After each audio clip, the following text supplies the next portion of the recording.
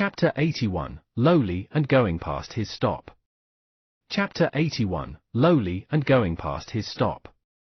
Support the translator by reading Cultivation Chat Group on VolariNovels.com. Thank you. Leaving the university city and crossing the Long Bridge, he took a train towards Jiangnan Region's Guangyuan Road. The Yuan Long Medicinal Drug Store was located at Guangyuan Road.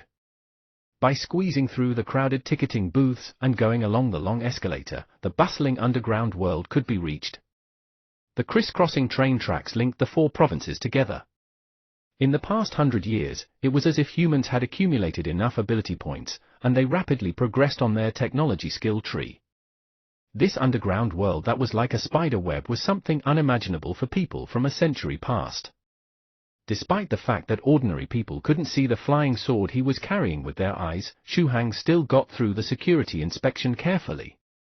The entry checks here were very relaxed, perhaps it's because nothing big had ever happened here before. If the security remained so relaxed, there would definitely be a huge incident that occurs in the future, right? No, don't jinx it. Song Xu Hang got on the escalator. Looking past the barrier of the escalator, he could see large amounts of people getting out of the train. Majority of the people had exhaustion written all over their faces. The rhythm of living keeps increasing, causing the people of this generation to madly spin along with it like a spinning top. In the end, people don't even know why they have to be this busy and weary, or why they live life so impatiently. The more this is the case, the more numb they get, for they can't find any joy in life. If I didn't come into contact with the 9 provinces, one group, perhaps this sort of numb, apathetic life would have been my future. At this time, a figure attracted the gaze of Song Xu Hang in this crowd. It was an uncle who was a white-collar worker. He looked to be in a rush, and held a briefcase in his left hand. It was the uncle who mistook Xu Hang as a cheat when he dropped his money in front of Xu Hang previously. Song Xu Hang touched his wallet. The money that uncle dropped was still with him. However, it was unfortunate that he didn't have the opportunity to pass the money to him this time. A tall barricade was placed between the train and the escalator, and this is to prevent people from doing dangerous things like leaping over to the escalator. If I meet him again, I'll definitely pass him the money. Come to think of it, this uncle's behavior is pretty strange. This uncle seemed to be intentionally hiding behind tall people, acting sneaky. Of the two, one was going up and the other went down. Song Xu Hang slightly smiled. He looked for the train that was going in Guangyuan Road's direction, and stood on the platform. Perhaps it was because of the college entrance exams, as the human traffic in the subway today was much higher than usual. On the platform were long lines of people, and there were constantly people joining their ranks, lengthening the lines. Because it was too crowded, the air conditioning in the station completely lost its effectiveness. There was a young mother and daughter pair behind Xu Hang. The daughter used very rigid Mandarin to grumble, "It's very hot. There are too many people out today, the air conditioning has become useless." Behind the young mother was a man who was loosening the collar on his white shirt who spoke in a helpless tone. The young mother held onto the little girl's hands and stuck out her tongue at her. Likewise, she used very rigid Mandarin and said, "The air circulation here is bad and stuffy." She was approximately 4 to 5 years old. She had a bob haircut, big black eyes, wore a dress, and looked as exquisite as a porcelain doll. "The train is coming soon, endure for a little more." The man in white shirt forced a smile and said. Due to the college entrance exams, there was congestion, which was why they decided to take the subway. It was unexpected that the subway was even more congested. If he knew earlier, he would have taken the car instead. At the very least the car had air conditioning which was more comfortable than this place. While the family of 3 were grumbling, the little girl suddenly felt a cooling feeling in front of her. She subconsciously wanted to move towards that direction. Reya. She knocked into something that was like a wall, and found it painful. However, this wall was also nice and cool. Sticking to it felt like lying on an ice-cold water bed in the hot summer.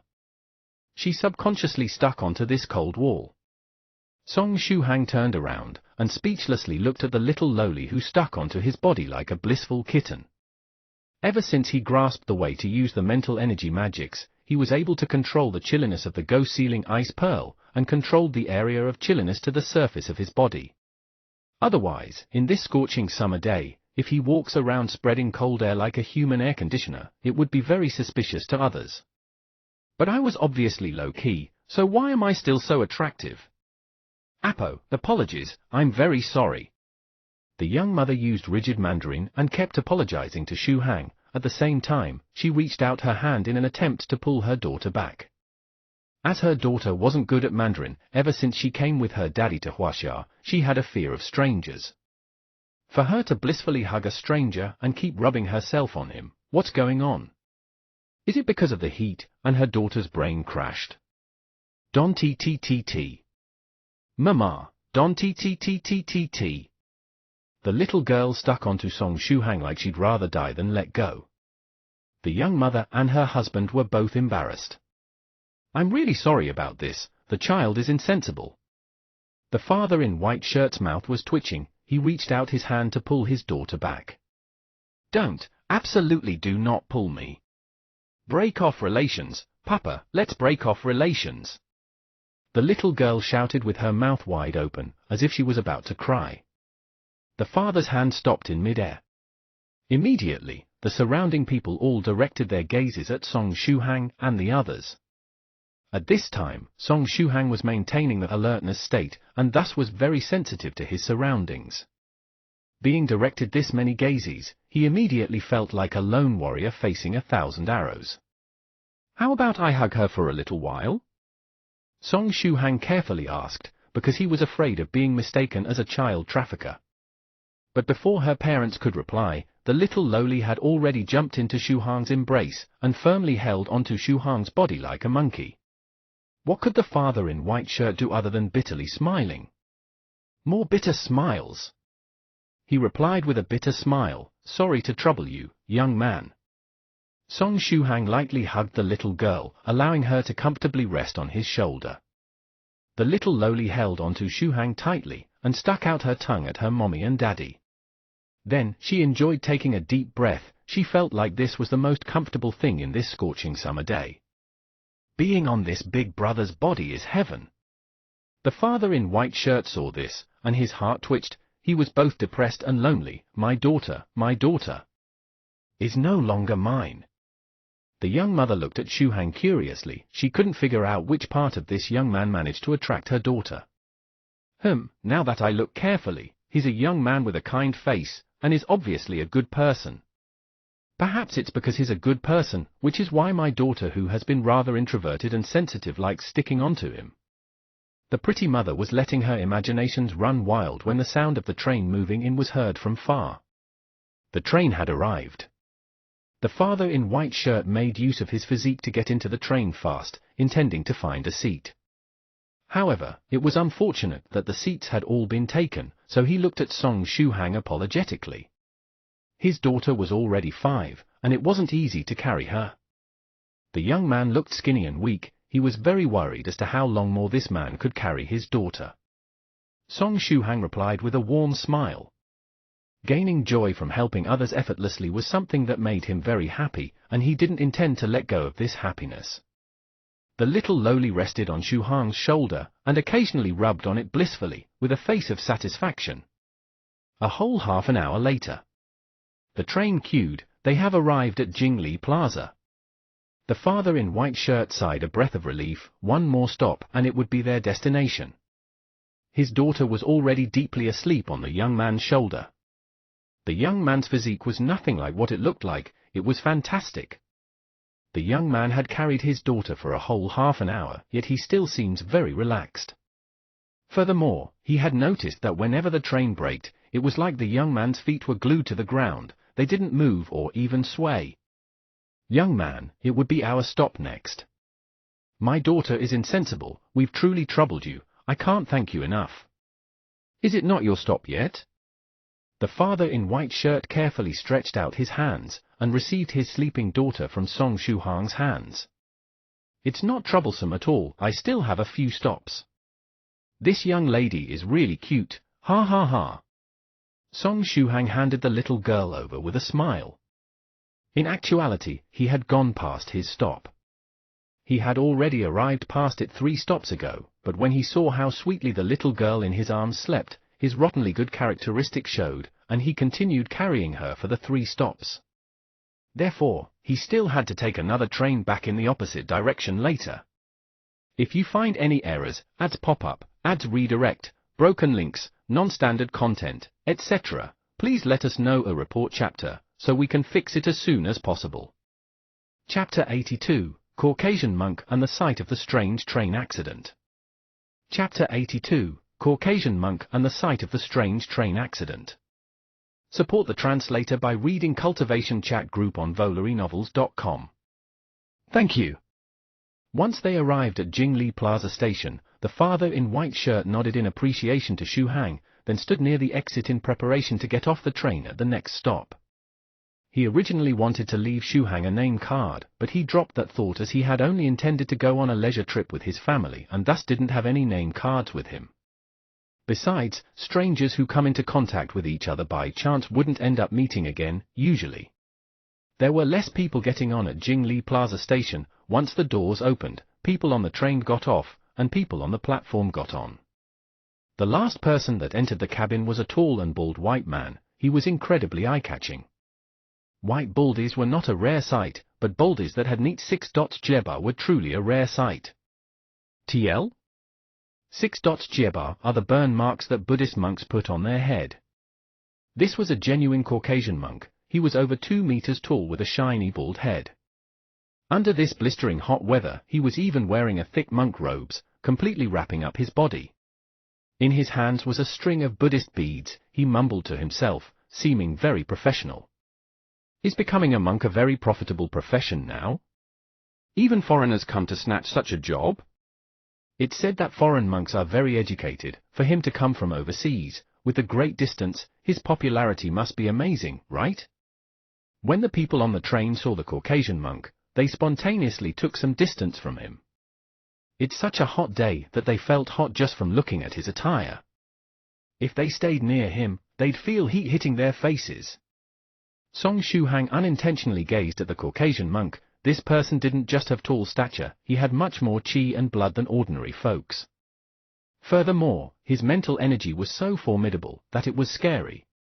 Through the alertness state, Song Xu Hang could make out the disparity in mental energy between him and the monk.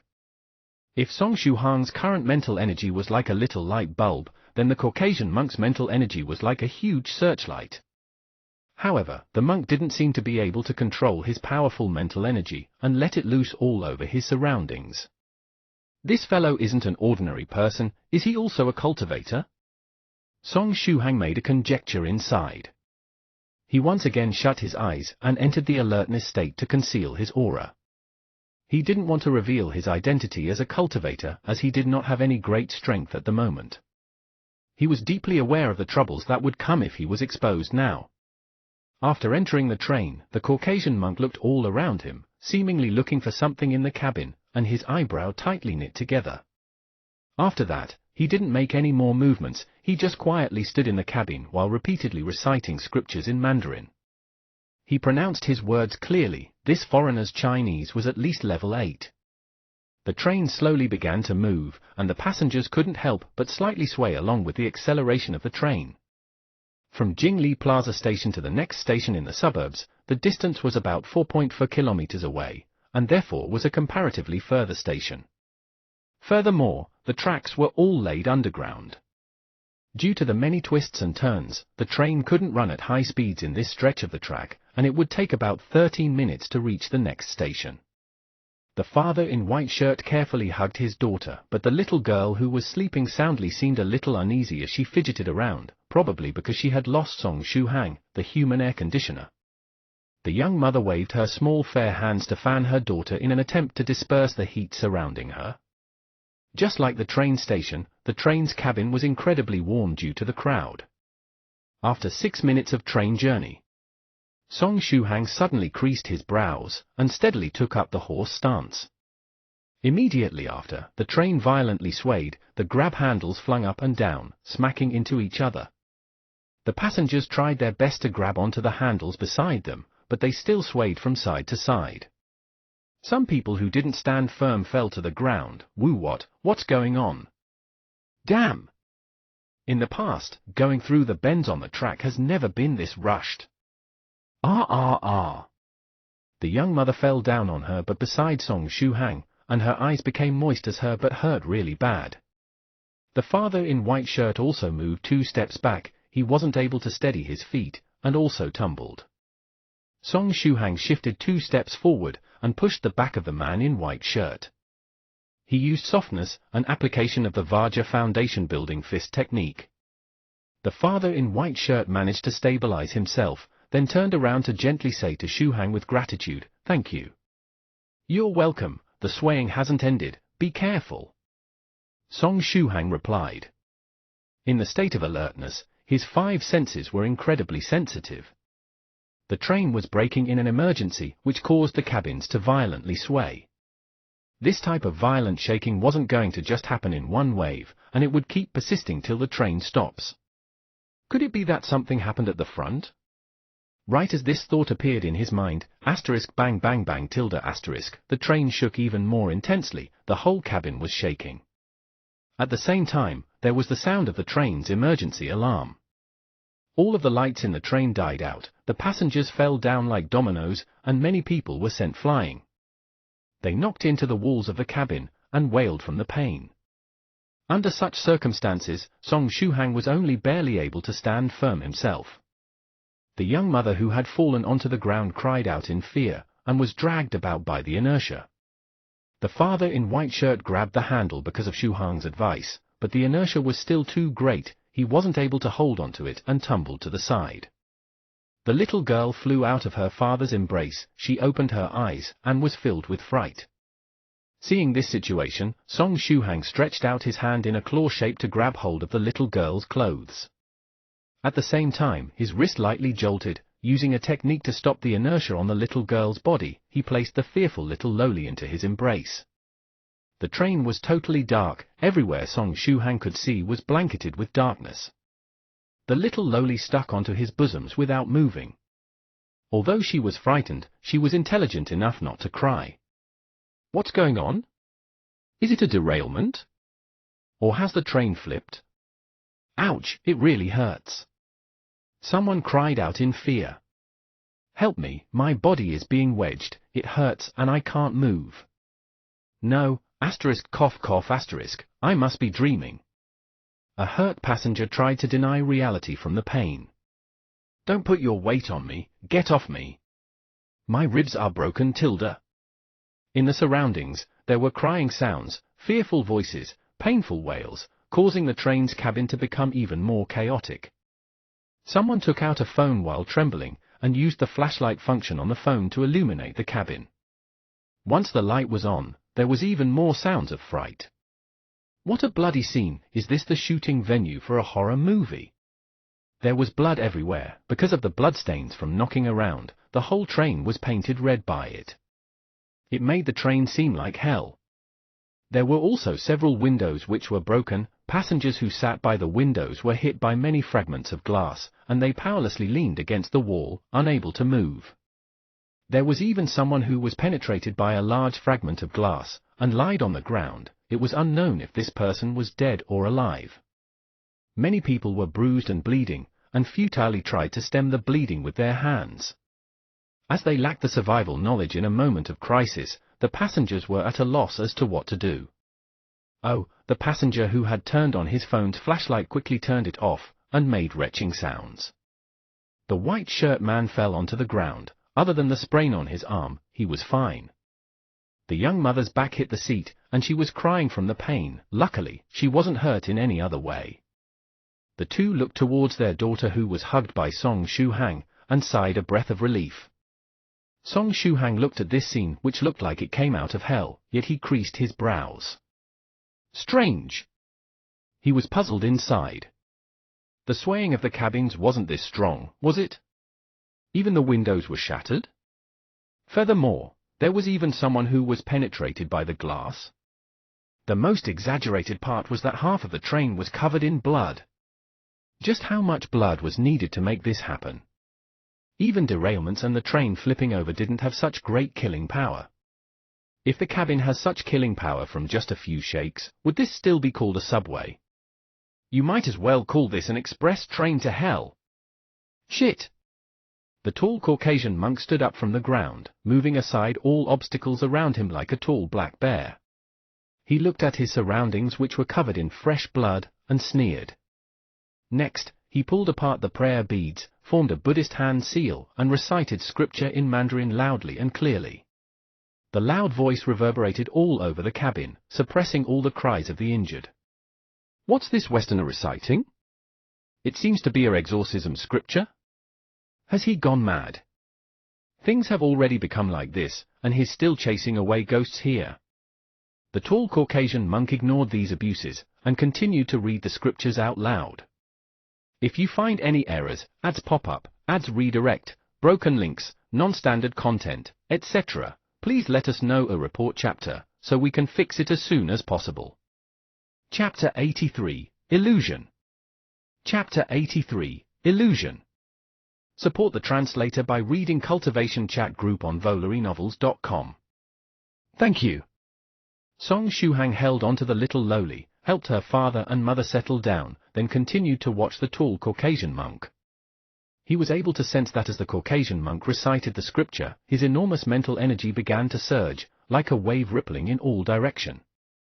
In the air, there was negative energy moving about the cabin which couldn't be seen by ordinary people, but facing the Caucasian monk's surging mental energy, those negative energies immediately scattered like alarmed birds, flying out through the shattered windows, and towards the cabin up ahead.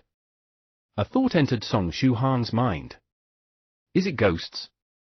He hadn't even completed the heart acupoint for foundation building, not to mention the eyes acupoint, thus he couldn't see the ghosts. However, under the state of alertness, he was vaguely able to sense those mist-shaped negative energy. Things like ghosts usually wouldn't enter crowded places like trains or buses, as such places would contain exuberant human chi. The tremendous, exuberant human chi is a force that's extremely rich in yang, and could directly destroy some weaker ghosts. Even stronger ghosts don't like places which are too exuberant. However, it's an exception when disaster strikes in a crowded area. Instantaneously producing large amounts of fear, death, despair, hatred, these negative influences are what ghosts like eating the most. It's their nourishment for growth. Especially the souls of the deceased who died by accident due to catastrophic accidents and pain. Once the ghosts eat them up, they would become even stronger. Some powerful ghosts could even forcefully take the souls of victims who are near death. This type of soul that is nearing death can strengthen the strength of ghosts even more. Demons and monsters, break, break, break. The Caucasian monk evidently had skills. He loudly howled, surged his mental energy, and the cabin's negative energy was instantly dispelled. In a flash, the passengers who were hurling abuses were dumbfounded. Because, as the Caucasian monk finished reciting, the cabin instantly recovered its light. The shattered glass, fresh blood that covered the walls of the cabin, and passengers who were penetrated by the glass all disappeared. Although the passengers in the cabin were hurt from falling, there weren't any who were bleeding. Was everything just now an illusion? All of the passengers were dumbfounded and at a complete loss. That's right, all of the scary and bloody scenes were an illusion created by the ghosts. It was all to make the people in the cabin more fearful and frightened, producing more negative energy of despair. The ghosts all scurried away, but the skillful Caucasian monk wasn't satisfied with this outcome. Shit! He once again scolded, then grabbed onto his prayer beads and chased after the ghosts at the cabin ahead. After the train's emergency braking turned on the alarm, the independent open-close switches on every cabin door was unlocked. As long as one pulls down the switch by the door could be opened. The Caucasian monk proficiently pulled down the standalone switch and chased after the ghosts who were scurrying away in the cabin ahead. It was no coincidence that this strong Caucasian monk had taken the subway. He was chasing after the ghosts in the subway, intending to purify them. Song Shuhang touched his pocket. Inside was an exorcism talisman, an armor talisman, and a sword talisman. He had these 3 talismans on him just in case. Hopefully he won't need to use these talismans. After all, the quantities of talismans he had were limited. Before meeting the altar master, every talisman he wasted would lower his odds of victory. Hold on. A thought flashed in Song Shuhang's mind. The ghosts in the train might have something to do with Altar Master, right? The Altar Master was also an evil path ghost practitioner, and the fact that the Yuan Long medicine store was a mere 3 train stations away. Is such a coincidence possible? At this time, in the third section of the cabin behind Song Shuhang's, there were 2 considerably pale men together whispering to each other. Mother *K, why has that Caucasian monk chased after us again? We definitely evaded him over a long distance, how sinister! A man who wore a business attire said with clenched teeth. The other man, who wore an ordinary t-shirt, rubbed his temples and bitterly said, it has already been 2 consecutive days the suffering spirit hadn't had a meal. If we still can't let the suffering spirit have its meal today, then when night comes we'll be worked overtime by the Altar Master as food for the suffering spirit. Saying that, both men trembled. The suffering spirit they mentioned was the angry ghost that was shuttling around the train. It said that the Altar Master spent decades of tremendous effort to coagulate an early-stage ghost general, and its power was comparable to a second-stage cultivator. The Altar Master had fostered it for many years, and it was one of the strongest angry ghosts under his belt. Under ordinary circumstances, angry ghosts would be all sealed asleep in yin places full of ghost chi. Not only do the ghost chi of places rich in yin help to nurture the angry ghosts, but it also helps to decrease the daily consumption of the angry ghosts at the same time. However, after a long period of time, the angry ghosts would be in a state of weakness. Therefore, whenever the Altar Master brings the angry ghosts out, he would find somewhere nearby to find food for the angry ghosts, to let it recover from its weakened state. The 2 men were the basic members in charge of bringing food to the angry ghosts. They would look for some disaster-stricken areas, or cemeteries to replenish the angry ghosts. Yesterday, when they were letting the angry ghost, suffering spirit eat in a cemetery, they bumped into a tall Caucasian monk. If it wasn't because they escaped in time, the suffering spirit that was in weakened state would have been purified by the tall Caucasian monk. Just thinking about it scared them. If the suffering spirit gets purified, the 2 of them would definitely want to cut their throats. They'll die more pleasantly that way.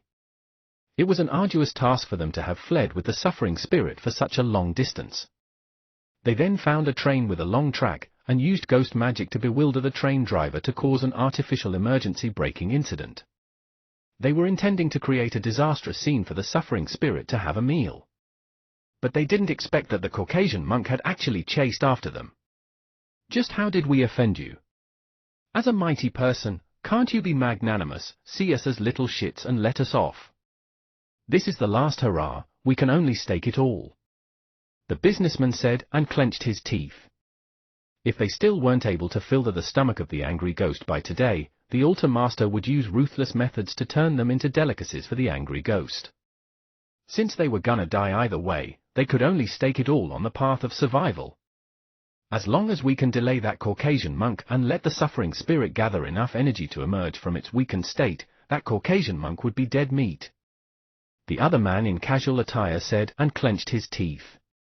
Once they gathered their thoughts, the 2 men got up and walked towards the cabin ahead. Every cabin in the train was still in a state of chaos, so the scene of the 2 men desperately rushing to the front was extremely conspicuous. Very quickly, they passed the cabin where Song Shuhang was. It was a pity that they didn't notice Song Shuhang, who was under the cover of the mental energy alertness state. Their strength was low, and they were in that 100 days foundation building phase. Furthermore, as they used low-grade foundation building techniques, wasn't aided by the body tempering liquid and were too old, their 100 days of foundation building was incomplete despite having been in progress for many years.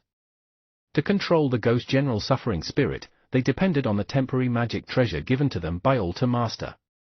The 2 hurriedly dashed past Song Shuhang's cabin, pursuing the Caucasian monk. When the 2 ran some distance away, Song Shuhang opened his eyes. It's another 2 cultivators.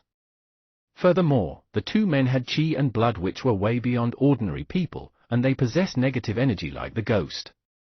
This means that they were related to the ghost. It's unexpected that just from overshooting my stop by carrying a little lady, something like that would happen. Should I go check out what's happening ahead? Song Shuhang inwardly spoke. On the other side, the tall Caucasian monk had already caught up with the angry ghost. The angry ghost had sucked up quite a lot of negative energy and regained some strength. At this time, it used illusion magic to envelop the three frontmost cabins, creating a terrifying illusion to cause terror and despair to the passengers. All it needed to do was to recover its strength a little more, and it could use illusions to push the passengers into an impasse, and force one of those who have weak willpower to commit suicide, and it'll swallow their soul. Found it! At this time, the bald Caucasian monk revealed his brilliant smile and white teeth. You need not flee, I have already cultivated to the level of heavenly eyes acupoint. No demon can escape under my sight, let me purify you. With that said, he took out a Buddhist scripture from his robes, loudly recited its contents, and his deafening voice echoed throughout the cabins. Each and every word was pronounced in Mandarin accurately, which put many local Huaxia people to shame.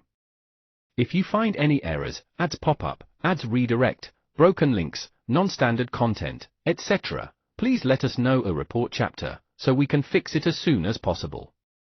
Chapter 84, Underground Wrestling Match. Chapter 84, Underground Wrestling Match. Support the translator by reading Cultivation Chat Group on VolariNovels.com. Thank you. As the Caucasian monk recited the scripture, a dull golden light appeared on the surface of the Buddhist scripture in his hands. It was stately and holy, and it was visible to the eyes of ordinary people. But if there was a cultivator who had their eyes acupoints open present, they would be able to see the Caucasian monk's powerful mental energy drawing out the contents of the Buddhist scripture, with the scripture's words turning into small golden talismans that were the size of fingernails, pouring out towards the angry ghost like a tsunami. The illusion that Ghost General Suffering Spirit had placed faced against the scripture's talismans, and was immediately blown away like smoke. It rapidly receded. The illusion was removed bit by bit, and the passengers in the cabin were still in a confused state.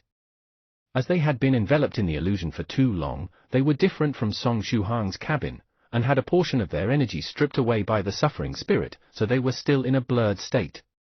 Squeak, the Ghost General Suffering Spirit issued a sharp sound, and hurriedly retreated.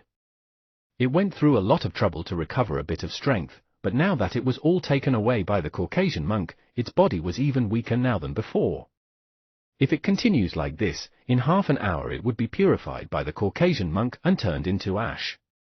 Foreign devil who deserves 1,000 stabs.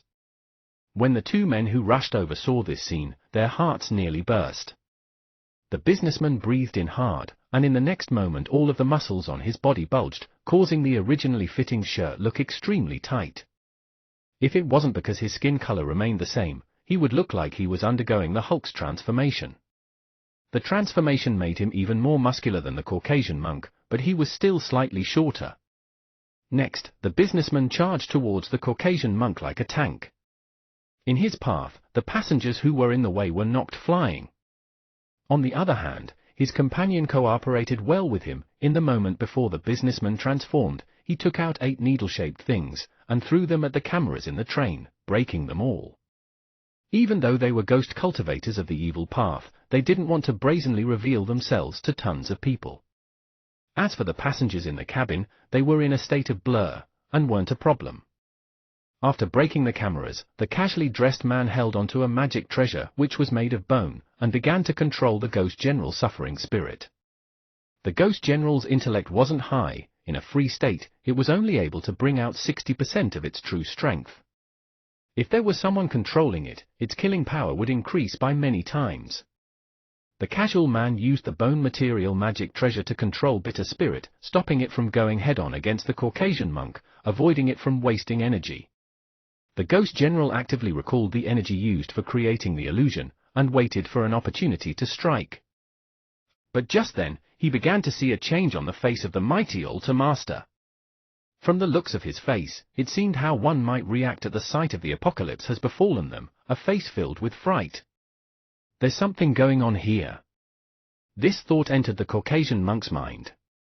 Song Shuhang saw this reaction, his eyes drooped and his smile became more resplendent. Then, a talisman paper slipped out of his fingers. He softly said, "Break." It was an exorcism talisman. A berserk, unmatched spiritual energy was released from the talisman paper. This spiritual energy was unimaginably powerful to the altar master and the Caucasian monk. It was practically a hurricane enveloping the whole cabin. In the blink of an eye, all of the ghostly negative energies in the cabin were blown away. The small ghosts that were released by the altar master to destroy the monitoring equipment in the cabin wasn't even given a chance to wail before being directly destroyed by the spiritual energy, turning into particles of energy in the air.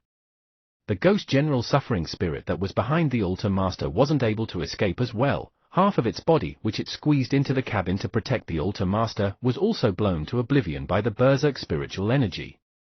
Wu tilde tilde, the ghost general suffering spirit shrieked as it quickly left the cabin. However, it was useless to flee.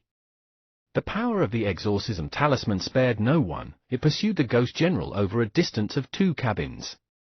When the exorcism talisman's power faded away, the ghost general suffering spirit only had a tenth of its ghostly form left. It became extremely weak and shrunk in the cabin, unable to move. All these changes happened in a flash. Following this, the Caucasian monk felt his vision brighten. The ghostly negative energy had been totally expelled from the cabin, and the cabin's brightness was restored. The faces of the passengers who had been afflicted by terrifying illusions also calmed down. They no longer trembled in terror, and just seemed to be in deep sleep. The Caucasian monk revealed ecstasy in his eyes. Like a Huaxia saying, he was truly at the end of the line, and a glimmer of hope appeared. On the other hand, the altar master looked dejected as he repeatedly retreated.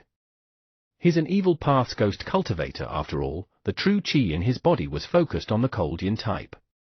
Although he didn't have it as bad as being purified like the ghosts, the exorcism talisman's spiritual energy hurricane made him suffer a lot. Add on to that, he had acute poison inside his body. This couldn't get any worse for him. But what's even worse is, this senior Song, why is he here? The altar master felt his legs trembling again. He couldn't even stand stably. According to the clues left by the for special medicinal ingredients, this senior should be heading towards the Yuanju medicinal drug store, right? Why has he appeared here? Could it be that this is another part of his trap? Everything he did was just to force me into this narrow train cabin? So it turns out that my luck never changed for the better, and the good luck from before was just a dying man's last spurt of luck. What kind of joke is this? The smile on Song Shuhang's lips became even more dense. Right now, he finally confirmed the true identity of this ghost cultivator in front of him. This man was lost in thought from seeing the spirit ghost instead of being pleasantly surprised. When he heard the name Song Shuhang, he turned pale from fright. After Shuhang used the exorcism talisman, he became even more dejected, and looked like he wished to flee from Shuhang. Add on to that, this person had a faint scent of medicine on him. Without a doubt, this person is the altar master. It's unexpected that he would be on the train leaving from Yuanlong medicinal drug store. How close, I nearly missed him. It's fortunate that I met this cute little girl today. My good person attribute kicked in, and I held her to the point of missing my station by 3 stations. Otherwise, even if I made it to Yuanlong medicinal drug store, I would be fated to find no clues to the whereabouts of altar master. This was truly like wearing out iron shoes in fruitless searching, yet finding what you're looking for by chance with no effort. Who says you won't be rewarded for being a good person? Sometimes, a good person can have good luck as well. This string of events was different from what he had planned. He was facing the altar master earlier than expected. However, this was a variation that he liked. Well then, what should I do now? I should fully utilize everything I have at my disposal, the 3 types of talismans, the invisible flying sword, and the identity of being Senior Song. Right now, what he needed to do was maintain his charisma, the charisma of someone strong. He wanted to maintain his image of being a powerful senior so that he could use it to shock, and shock again. Anyways, he had to dominate the enemy. Otherwise, if he gets seen through by the altar master, it's very possible for Shuhang to be put to death by him in seconds. In a nutshell, this was the time for him to pretend to be more of a badass than he actually was. Furthermore, he had to act with high standards. If he didn't act properly, the consequences would be inconceivable. He had a lot weighing on his mind, but Shuhang maintained unwavering calmness on his face. He indifferently said, "All right, now that those filthy things are gone, we can have a proper chat." This sort of indifferent look would make others feel as if dispelling all of the ghosts in the cabin was as easy as breathing for him. Have a good chat about how I'm going to die. There was only one thought on Altar Master's mind at this point of time: run. It must be said that sometimes, the first impression humans get can be very important. Altar Master determined that Song Shuhang was a powerful senior, he no longer doubted this. As a cautious and cowardly ghost cultivator, he was very adept at fleeing. He had all kinds of methods of escaping, there were only things you couldn't think of, nothing that he couldn't do. This senior Song is a complete mystery, he has deep pockets, a ruthless personality, and is adept at utilizing poison. Right now, I'm utterly weak, and I'm still affected by the enemy's poison. There isn't any chance of victory, my only choice is to flee. When there's life, there's hope. However, just as he thought of this, he saw the young-looking senior Song slowly draw a shapeless and invisible item. It was something he couldn't see with his eyes, but he could faintly feel a dangerous and sharp aura exuding from it. This feeling, he felt it before from a powerful cultivator many years ago, it's a flying sword. Retrieving a severed head from 1,000 miles away is as easy as pie, this is how the flying sword is described, it's so fast that it can't have friends. Thinking back, he was just a first-stage cultivator then. He was lucky to have followed several senior cultivators to the dwelling place of an ancient immortal when they went there for exploration.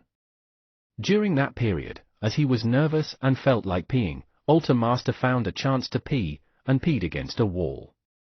It was at that time that one of the senior cultivators who had a flying sword suddenly sent his sword flying, it went a long distance in a flash, chopped off the head of the enemy and returned. During this whole process, Altar Master still wasn't done peeing. Facing such a treasure, he simply had no way of escaping. Altar Master stopped trying to secretly retreat. Just as I had guessed, even if it can't be seen by the naked eye, as long as I grip onto the flying sword and consciously expose the flying sword to the enemy, cultivators of the second stage and above would have a slight reaction to it. Song Shuhang secretly sighed in relief. Earlier, he had saw through the fact that Altar Master intended to flee, so he thought of using the flying sword to shock the enemy. He mustn't allow Altar Master to escape. Otherwise, it'd be difficult to find him again in the sea of people. At the same time, he secretly pinched a sword talisman in the other hand. Once Altar Master tries to flee, the sword talisman would immediately behead him. However, this was a backup plan, as Song Shuhang couldn't confirm whether one sword talisman was enough to kill Altar Master. Fortunately, Altar Master was frightened by the flying sword's aura. Song Shuhang revealed a profound smile. Ha ha, you want to flee? Do you think you can escape from the palm of this lord's hands? How embarrassing! When he addressed himself as this lord, Shuhang felt goosebumps all over his back. Senior Song, this junior had eyes but couldn't see Mount Tai and have disturbed you. Would senior please give this junior a path of survival? Altar Master didn't retreat, he bitterly pleaded for mercy. There's no way to escape. This is what Altar Master thought. This path of survival was most likely going to make him pay an unimaginable price. Furthermore, he still had no idea whether there was even a path of survival at all. Path of survival? Ha ha ha ha. Song Shuhang laughed out loud. Taking advantage of the time he spent laughing, his brain operated at rapid speeds, and he cooked up several plans in a flash. Haven't this lord given you enough chances? Song Shuhang replied back with a question. Altar Master was immediately overwhelmed with endless regret inside. It was indeed him who first mistook this senior as a possible ordinary mortal. He was controlled by his greed, and tested this senior over and over. However, this lord can give you one final chance. Song Shuhang held onto the flying sword with both hands, exuding the air of an expert. He looked down at the Altar Master, and continued to speak in a cold tone, so as to avoid this news from being spread around as this lord bullying a weak junior, destroying this lord's reputation for something this trivial. The thing in front of my eyes is an ant, it's an ant, an ant. Song Shuhang continued to look at Altar Master with disdain, with his gaze totally lacking emotions. Altar Master felt that the gaze he got from Senior Song was simply like the way a primordial god viewed an ant on his finger, super scary. If you find any errors, ads pop up, ads redirect, broken links, non-standard content, etc. Please let us know a report chapter, so we can fix it as soon as possible. Chapter 88. Unfortunately, this Lord doesn't care about face at all.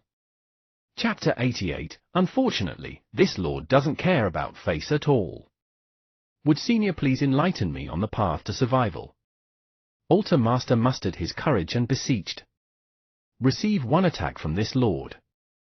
It goes without saying that this Lord won't use full power. As long as you can survive one of this Lord's attack and live, this Lord will give you a path to survival. Song Shuhang stretched out one finger as he spoke. When something like shame reaches its critical point, it would completely break apart, just like world views, values, and view of life. After repeating the words this Lord over and over, Shuhang no longer felt so ashamed, he began to get used to saying it.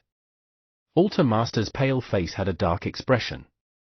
One attack from a mysterious senior, even if he doesn't use his full strength, he can take half my life away just by casually throwing the flying sword. However, he had no right to choose. He may die from receiving one attack, but he still had a glimmer of hope. If he doesn't accept the senior's conditions, then the senior just needed to send out his flying sword, and his head would be cut off in seconds. Besides, he also had his own trump card.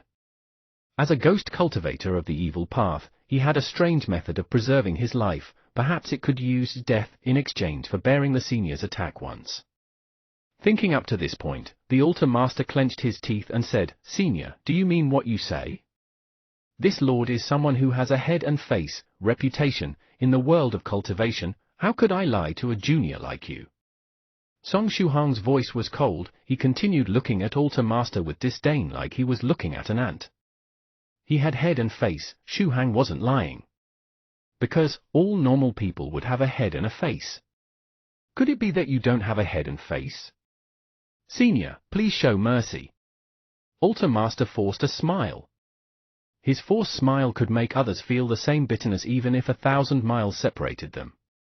Secretly, the Altar Master had a pure ghost break its seal and stealthily protect the Altar Master's body. A pure ghost is one that doesn't have anger in its soul, so it isn't afraid of ordinary exorcism spells. Of course, it wasn't easy for this type of pure ghost to be born. Ghosts themselves are things born of grudges. A pure ghost has to be a good person down to the bone who had died from injustice. However, this person has to be such a rottenly good person that they completely didn't mind the injustice. Only then would they have a chance to become a pure ghost. Then take a single blow from this Lord. Song Shuhang had an indifferent expression. With a twist of his fingers, a talisman appeared at his fingertips. It was the sword talisman that the 7 Lives Talisman Master had given him. This talisman was an offensive one. To use it, one only had to activate the talisman and gently say the word was sword. Once it was used, it could manifest a sword blow on the level of a 3rd stage, Hutian Battle Emperor that could easily split mountains. A normal 2nd stage true master cultivator without any special measures for defense would be severely injured, if not dead with one blow. Upon seeing that talisman, Altar Master nearly grinded his teeth into dust secretly. As a low-grade loose cultivator, he hated these kinds of rich tyrants who tossed out talismans like they were nothing. Prepare yourself, Junior. Pray for luck. Song Shuhang pinched the talisman in an imposing manner. He could hardly hold back the excitement in his heart. Sword. An indistinct, illusory figure appeared behind Song Shuhang. That figure used his fingers in place of a sword and made a slashing motion at Altar Master. Resplendent light burst forth from the sword talisman. Nothing else could be seen in the train cabin when the light shone, as if there was only the light from the blade left in this entire world. That light from the sword was an exquisite sword technique. In an instant, Altar Master, who had been locked on by the sword's light, felt that his body was trapped and that he couldn't move. It was silly to hope that he could dodge. He could only stand dumbly on the spot and watch as that slash met his body. Humiliation? Hate? Fear? Multiple emotions rolled around in Altar Master's heart, mixing together into an unspeakable feeling. The sword's light reached his body, but only made a soft, bzzzt sound as it made contact. However, Altar Master's body was easily cut into half just like tofu. His body fell to the floor with a bang. Yet there was not a trace of flesh blood on the wound. The Caucasian monk's mouth was wide open. It ended just like that? A scary and powerful second stage, true master cultivator just died like that? Silence reigned in the train cabin. However, Song Shuhang didn't relax his guard at all. He held onto a armor talisman in his left hand, while his other hand held onto two sword talismans, as he stared at Altar Master's body on the floor. The enemy is a cultivator who had activity in J City 50 to 60 years ago. As long as he isn't too poor, he should at least have 1 or 2 items to protect his life. Thinking of that, Song Shuhang put on a stiff expression and said in a deep tone, "You have some skill. Since you managed to survive 1 blow from this lord, I'll let you live. Get up and scram from this lord's sight. Remember, don't let this lord see you again. Forever." Song Shuhang was already very familiar with the skill of swindling. The Caucasian monk stared blankly. That was such a terrifying sword blow, yet the second stage ghost cultivator is still alive? No way? That was such a scary sword. However, after Song Shuhang finished speaking, the Altar Master's bisected corpse slowly turned into black smoke and dissipated into the air. Next, the Altar Master's deathly pale face appeared where he was, and there was a deep sword wound on his forehead. In the crucial moment, though he had some methods to protect his life, that sword was still too tyrannical, and it still left a deep sword wound on him. The remaining sword chi struck his forehead, and made him feel so much pain that he didn't feel like living anymore. "Thank you for your mercy, Senior." Altar Master bore with the pain as he spoke. "This junior will leave immediately." Since this senior had already discovered that he had not died, there was no meaning to hiding any further. The other seemed like he would keep to his word and let him live. If he didn't come out from hiding and offended this senior, giving him a reason to use another blow, then he would really die. When they were done talking, the ghost general's suffering spirit, who had suffered the same grievous injuries, floated over from behind Altar Master while carrying a black suitcase. That suitcase was filled with Altar Master's fortunes. Some items in there were too valuable to leave in J City's Luoxin Street. Thus, he carried them with him at all times in a black suitcase. He's actually still alive? The Caucasian monk was in disbelief. Looking at that deathly pale face in front of him, Song Shuhang sighed inside as well. This fellow is really still alive. For the sake of surviving, this fellow is really desperate. What a pity. If he was really a senior who cared about his reputation and whose words were worth their weight in gold, then he might really have let Altar Master live. However, this lord simply never intended to save face. What this lord wants is to put you to death. If you don't die, this lord can't eat or sleep properly. It would be impossible to live through future days. Thus, when Altar Master took up the black suitcase and turned to leave with difficulty, in that instant, Song Shuhang took action again. Sword! Sword! He held a sword talisman in each hand, and activated them at the same time. Who would know if the Altar Master still had some trump cards left for self-protection? Thus, he threw 2 sword talismans at once. He only had 2 hands, so he could only use 2 talismans. If he had more than 2 hands, he would probably have thrown the remaining sword talisman out as well. The resplendent sword light once again shone from the sword talisman. The 2 sword lights formed an X as they flew towards Altar Master. Altar Master had maintained the same level of caution as he left, but it did nothing for him. The 2 sword lights were too fast. Once they were locked on, they even had the power to confine the enemy. After the sword light blasted past, the Altar Master's body was cut into 4 pieces, and he once again fell down onto the ground. But this time, he didn't have any means of surviving. There was no way he survived that. A second stage cultivator's body was extremely sturdy. Even if he was cut into pieces, Altar Master didn't immediately die. His head stared dead on at Song Shuhang. He had countless curses for him in his heart, but he could only speak 2 syllables, full of resentment in the end: shame, less. Although he knew that the enemy was an expert at poisons with a fickle character, his shamelessness truly had no bottom line. He, whatever you say. Song Shuhang took up another talisman in his hands. It was the exorcism talisman. Altar Master was already dead, but his angry ghost, suffering spirit was still alive. One has to remove weeds from the roots to prevent any trouble later on. If Song Shuhang didn't have any friends and family, he wouldn't have to be afraid of any future trouble. However, regrettably, he did have people to care about. Break! The exorcism talisman's spiritual energy was like a hurricane as it swept through two cabins. ZZZT, the ghost general suffering spirit wailed. The incredibly weakened suffering spirit didn't even have a chance to escape, and was directly purified by the spiritual energy of the exorcism talisman. Dong tilde the black suitcase fell to the floor. As for Altar Master, who was at death's door, he had been cleansed by the exorcism talisman. Thus, he even lost the power to counterattack in his last moments. Once he thought about how he was going to die, Altar Master's mind blanked out. He stammered, "Shame, less. Words of gold, gold. I? Bar. If you find any errors, ads pop up, ads redirect, broken links, non-standard content, etc., please let us know a report chapter, so we can fix it as soon as possible." Chapter 89, The Caucasian Monk is Shining. Chapter 89, The Caucasian Monk is Shining. What do I need face for? It's not as though things like face can be eaten. And, at an angle that the Caucasian monk could not see, Song Shuhang pointed to his lips and mouthed silently to the Altar Master, "I'm not a senior. I'm just an ordinary university student. There was nothing wrong with the information that your subordinates gathered." Song Shuhang had always considered telling lies and deceiving people as wrong. But in a man's life, telling the occasional lie was inevitable. For instance, it was sometimes necessary to tell a white lie.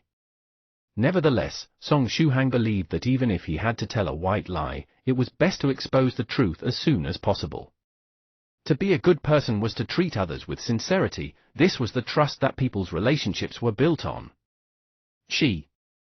Altar Master's upper body shuddered before he spat out a mouthful of fresh blood. "I curse you! I curse you! After this, I will transform into an ageless ghost. I will haunt you as revenge eternally." As his last hurrah, Altar Master howled. With that final howl, he stopped breathing. Altar Master had died.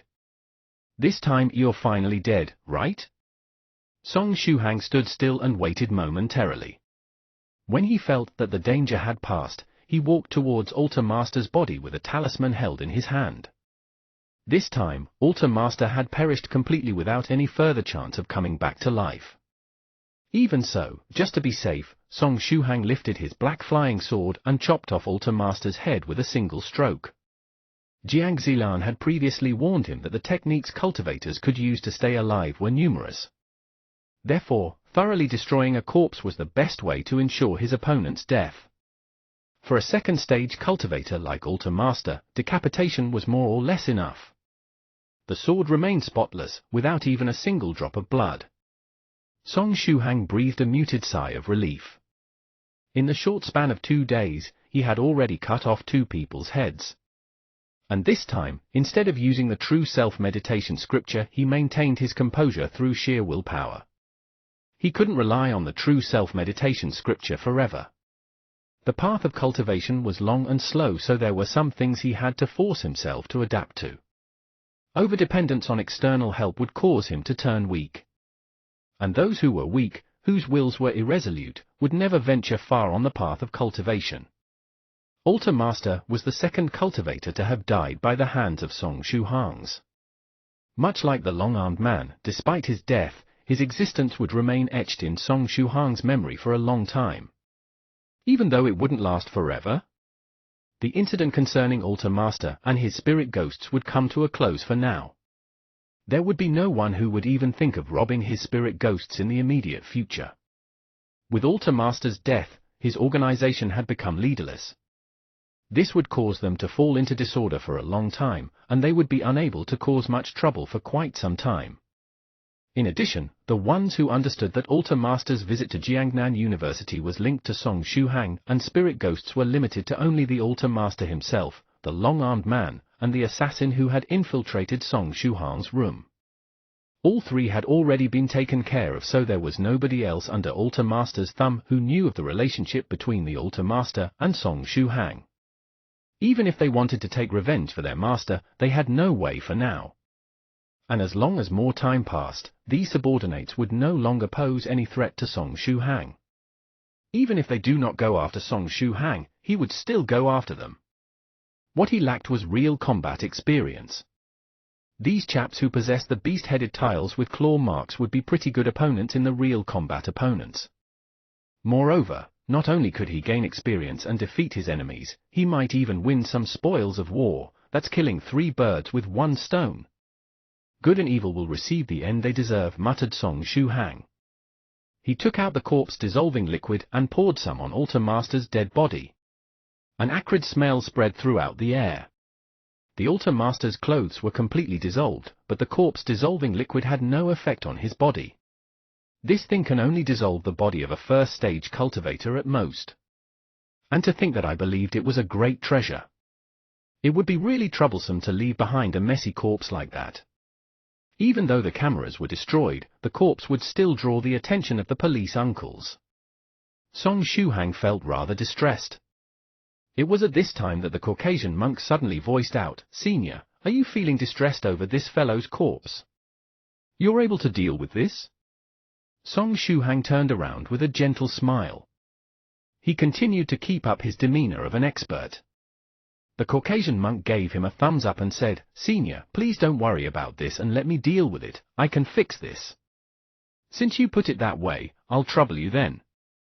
I will remember this favor from you." Song Shuhang felt cheerful and relaxed. "Senior, please don't say such a thing. My life was saved by you. A small matter like this can't compare with that." The Caucasian monk had a confident face, as if dealing with this corpse and the trouble the train had gotten into was just a trivial matter. Looking at this confident expression, Shuhang couldn't help but think of those dazzling and cool guys who appeared in web novels, like the Huaxia Dragon Group, Huaxia Special Abilities Team, and China Cultivators League. Perhaps this Caucasian monk was a member of an organization like that? Perhaps there's a mysterious red little book on him that he could just pull out when the police uncles arrive, and that would be able to take care of all these issues. While thinking about this, Song Shuhang walked up a few steps, and picked up the small black suitcase that belonged to the Altar Master. He had the intuition that there would be something good inside Altar Master's little suitcase. After picking up the suitcase, he returned to the side of the little Loli's family, and sat down. Looking at the time, it's about time that the passengers wake up from their coma, right? Next, the Caucasian monk walked to Altar Master's side, put his palms together and chanted, "I will save all lives to become a body, as long as hell isn't empty, I vow I won't ascend to Buddhahood." TL, https://en.wikipedia.org/wiki/kshitgarbha. This was the great vow taken by the Bodhisattva Kshitigarbha. The Caucasian monk seemed to fancy this vow a lot. Next, he sat beside Altar Master's corpse, and began to recite the Kshitigarbha's soul-purifying scripture. As he chanted, the thick light of virtue once again covered his body. In the front of the train, and from the body of the Altar Master, there were several indistinct souls being purified. After the souls were purified, there was a mysterious force between heaven and earth that split into 3 forms and landed on the Caucasian monk's body. In the next moment, the Caucasian monk's light of virtuous achievement became more solid than before, his powerful mental energy had been extended, his body had been strengthened. Song Shuhang slightly widened his eyes. Purifying souls have such an effect? To be able to strengthen the body, mental energy, and virtuous achievement. Although it wasn't as effective as taking the body tempering liquid or cultivating using the foundation fist technique, it was still 100 times better than ordinary exercise like running. I must remember to ask Senior Medicine Master if Taoism cultivators have a way to purify souls, and whether it could strengthen one's mental energy and body. Song Shuhang thought inside. At the same time, he vaguely understood why there were so many great monks with virtue during the olden times. They followed Buddhist teachings to purify souls, yet didn't take a single cent, and instead took the initiative to go around to look for souls to purify. If you don't let him purify the souls, he might even press you for it. He reckoned that those great monks were just like this Caucasian monk, a true disciple of a Buddhist sect. As he thought over this, the passengers of the train woke up one by one. Everybody remembered having a very terrifying nightmare, but the second half of their nightmares all turned placid. What happened? I seem to recall the great monk running back to the cabin, then the cabin turned black, and I don't know what happened afterwards. Where's the great monk? While the passengers were all blabbering to each other, they quickly noticed the Caucasian monk and the corpse of the altar master who laid beside him in that was cut into 5 parts. Stunned and silence. Then there were screams of terror. Someone died, someone died. Ah ah ah. The passengers in the cabin charged to the door and opened it manually. They didn't care about the situation outside the cabin and just ran out of the train while screaming in fear. There was someone who became nauseated and puked, and there was also someone who directly fainted and continued to sleep. If it was an ordinary death, everybody would hear the news of it and calm down over time, they wouldn't get too terrified. But this time, it's different. Have you heard of tearing a body, limb from limb, by 5 horses? This dead man had already been cut into 5 pieces. At the same time, there were sounds from the cabins ahead. Over there were the corpses of altar master's 2 subordinates, gnawed into an inhuman shape. Similarly, it caused the passengers there to run for their lives. Beside Shu Hang, the white-shirt father, the young mother, and the little girl woke up. The white-shirt father didn't rush to get off the train. He first looked toward Song Shu Hang, who sat beside them, and respectfully asked, "Young man, can we get off the train now?" He felt that this young man was an expert. Earlier the young man said that it was too late, and had them stay beside him and not go anywhere. Next, they fainted. Let's alight. What happens next is none of our business. Song Shu Hang nodded with a slight smile, then carried the suitcase and got off the train. He carefully avoided any cameras. Before getting into range of monitoring devices again, he needed to disguise the black suitcase first. One mustn't look down on the power of technology. Perhaps the police uncles would trail this matter back to him because of this suitcase. The white-shirt father hugged his daughter, and they left together. They slipped into the panicking crowd and headed towards the platform far away. In the end, he carefully glanced at the black suitcase in Shu Hang's hands. He vaguely remembered that when Shu Hang was with them before, he didn't have this suitcase. But as a smart man, he wouldn't mention a single word about that black suitcase to anybody. There was chaos at the train station. The subway personnel began to do everything they could to pacify these agitated passengers, so as to avoid creating more accidents. Soon after, the police uncles arrived. Then the media arrived at the scene soon after. The televisions in the subway station began to live broadcast breaking news, and what they showed was exactly the incident in the subway. On the live broadcast, the police uncles captured a Western bald monk. That's right, everything was done by me. Those 3 people were killed by me, I confess. Yep, I have no accomplices, don't worry, it's just me. I won't resist, arrest me. However, the train accident had no relation to me, I swear. The Caucasian monk spoke in accurate and fluent Mandarin. He obediently allowed the handcuffs to be placed onto him, with a magnanimous face. That's right, he had been arrested. He had no little red book, no Huaxia dragon group, no special power. To think that he had such a confident expression, so his so-called solution to the matter was to act as a scapegoat and take responsibility for everything? In the end, on the live broadcast screen, the Caucasian monk was moved to the police car, and he even forcefully raised a thumb towards the camera, revealing his spotlessly white teeth. Bling! His teeth refracted dazzling light under the sun. Senior, no matter what happens, I will never sell you out. Let me take responsibility for everything. The Caucasian monk of this moment was like the Virgin Mary, radiating brilliance that made others unable to look straight at him. If you find any errors, ads pop up, ads redirect, broken links, non-standard content, etc., please let us know a report chapter, so we can fix it as soon as possible. Chapter 90, Shu Hang, Learn Driving. Chapter 90, Shu Hang, Learn Driving. When everything ended, it was close to mid-afternoon. After bidding goodbye to the little Lowli's family and rejecting their invitation to be a guest at their house, Song Shu Hang took the subway back to Jiangnan University town. They didn't exchange contact details since their meeting was just a coincidence. If they were fated to meet, they would meet again; if not, then they would leave it at that. Actually, the man in white shirt wanted to get Song Shu Hang's contact details, but he was too embarrassed to ask for it.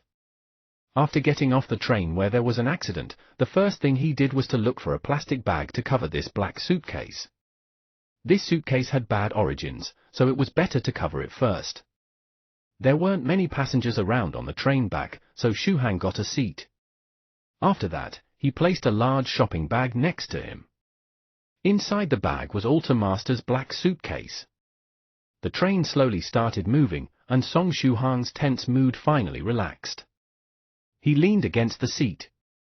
In his mind, the scene where he had killed Alta Master kept playing over and over, and from that, he slowly calmed his emotions down. After sighing heavily, Shu Hang switched on his phone and got on the 9 Provinces, 1 group. There were no new messages within the group. The last message was still the ones between Senior North River, Soft Feather, and him discussing over the beast-headed tile with claw marks. After thinking for a bit, Song Shu Hang then typed in the group, at 7 Lives Talisman Master, Senior, I successfully found the person behind the beast-headed tile with claw marks, Alta Master. He's been eliminated. I used up 2 exorcism talismans and 3 sword talismans. As for the remaining scattered members of that organization whose members hold a beast-headed tile with claw marks, I will not pursue them for now. Also, Senior, let me return the remaining talismans. The moment he entered it, there was a reply in the 9 Provinces, 1 group. 7 Lives Talisman Master, little friend Shu Hang truly acts as swiftly as a cunning hare, your efficiency is amazing. Good job. By the way, you need not return the remaining talismans, just think of it as a little gift from me. Besides, even if you wanted to send it back to me, I can't receive it. I'm currently on a little island somewhere in the Pacific Ocean, teaching a primitive tribe how to read. Motherfucker, why did I take the oath to teach 10,000 people how to read? How itchy must my balls have been for me to make such an oath? Especially since volunteerism has taken off nowadays and many people are teaching others how to read for charity, it's hard to find someone who can't read. It wasn't easy for me to find this solitary island. There are close to 10,000 primitive people here who can't read. As long as I teach them how to read, I will complete my oath from the past. However, this would take a few months at best, and a few years at the worst, right? What kind of dog's hit oath is this? If I have the opportunity to become a peerless cultivator that can turn back time, I would definitely go back and give my previous self dozens of resounding slaps, for letting loose so many motherfucking oaths from that shitty mouth. Shu Hang had only asked a question, but 7 Lives Talisman Master had already typed away and explained a whole lot. From his tone, it could be seen how angry he was at his younger self. From the looks of it, everyone had some past they didn't like to look back on.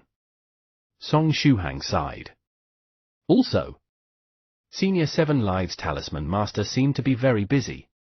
He was still occupied with something in the Huaxi region yesterday, but in the blink of an eye, he had already gone over to some island in the Pacific. I shall thank you then, Senior. Senior, your talismans are truly easy to use and powerful. He slightly flattered, hoping that his flattery would let this senior get into a better mood. Ha ha ha, of course. In this group, I'm the best when it comes to talismans. I'm going to go offline now to continue teaching these primitives how to read. These guys are so stupid. They'll forget words I just taught them. I really feel like beating them up.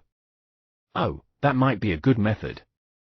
If they forget their words, I'll just hang them up and beat them. Let's see which bastard will dare to forget words now. 7 Lives Talisman Master seemed to be a senior who easily went off topic.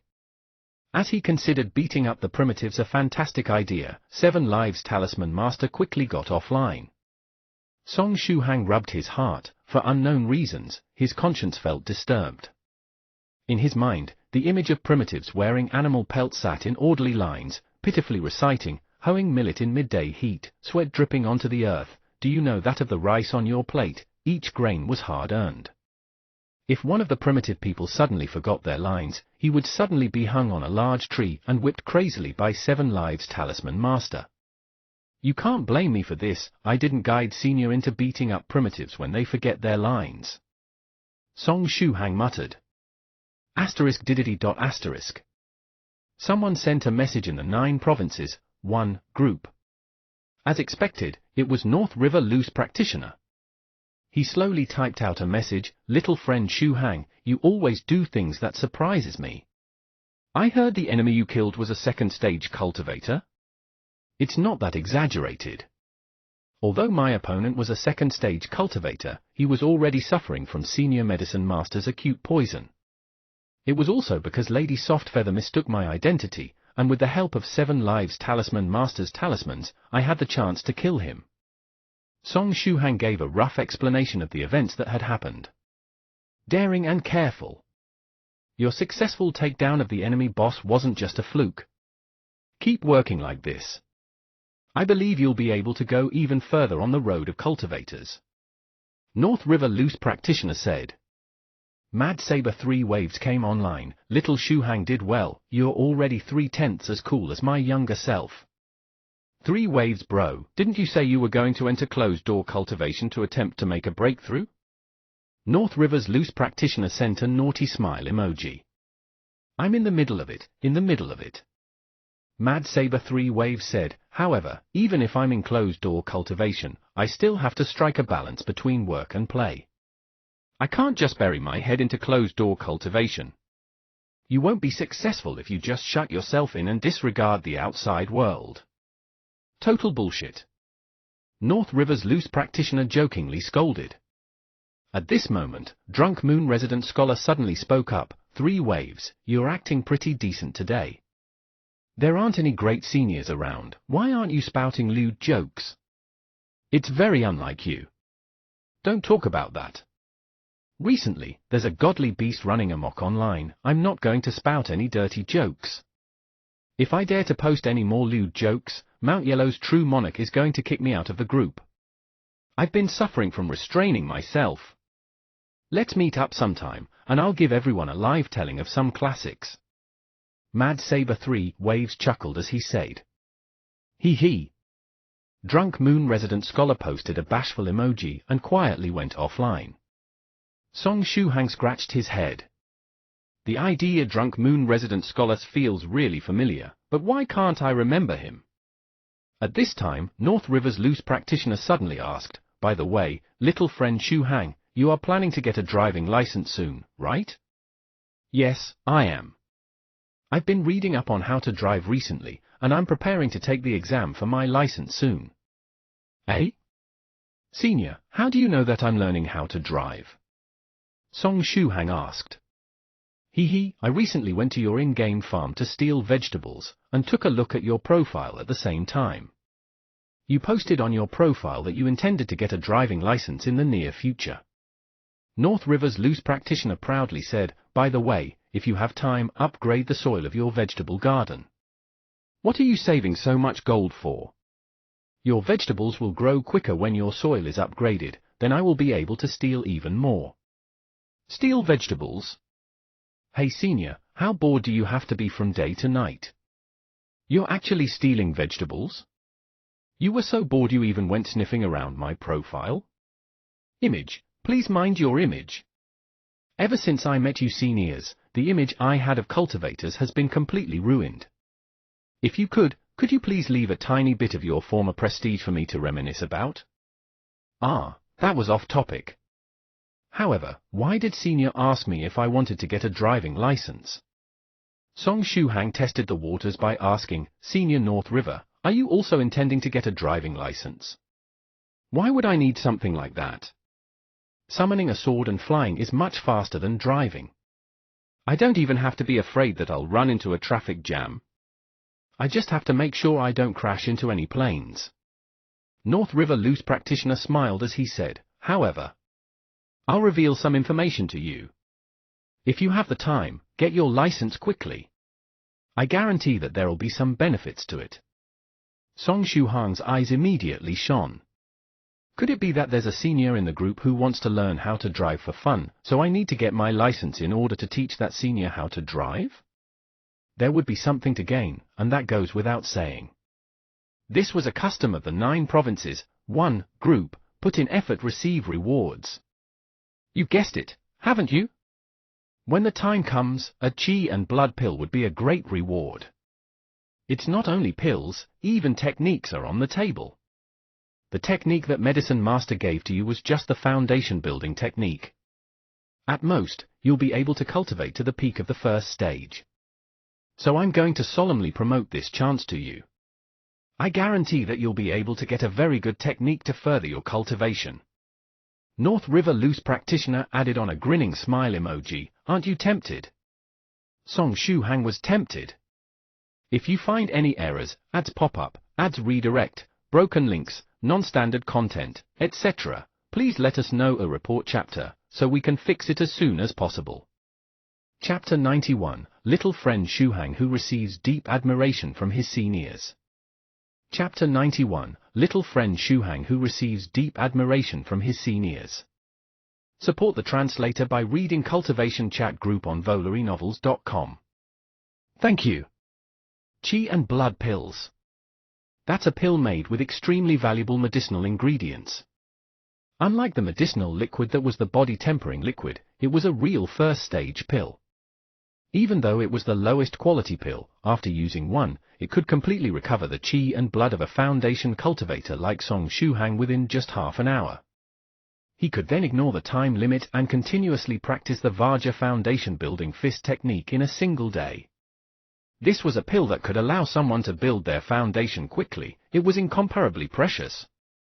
After experiencing the Altar Master incident, Song Shuhang understood the value of pills in the cultivator's realm. That long-armed man had fought to the death just because Altar Master took away his share of body tempering liquid. How much more valuable were real pills in comparison? Furthermore, other than pills, there were even more valuable techniques to be had. It's impossible not to be tempted. Song Shuhang lamented, but why did he feel like Senior North River was trying to trick him? That feeling was so strong that he couldn't ignore it. Let me think about this carefully. Just which senior in the group would be so bored to think about learning how to drive? It should be one of the seniors who appeared rarely. The ones who appeared often were those who had already assimilated into modern society. Even if they wanted to learn how to drive, they wouldn't need Song Shuhang's help. The ones who fit these requirements were only those seniors in the group who had been in closed-door cultivation for over 100 years and had totally no understanding of modern society, and it had to be a senior that was about to emerge from his closed-door cultivation. Which senior in the group is about to come out of closed-door cultivation?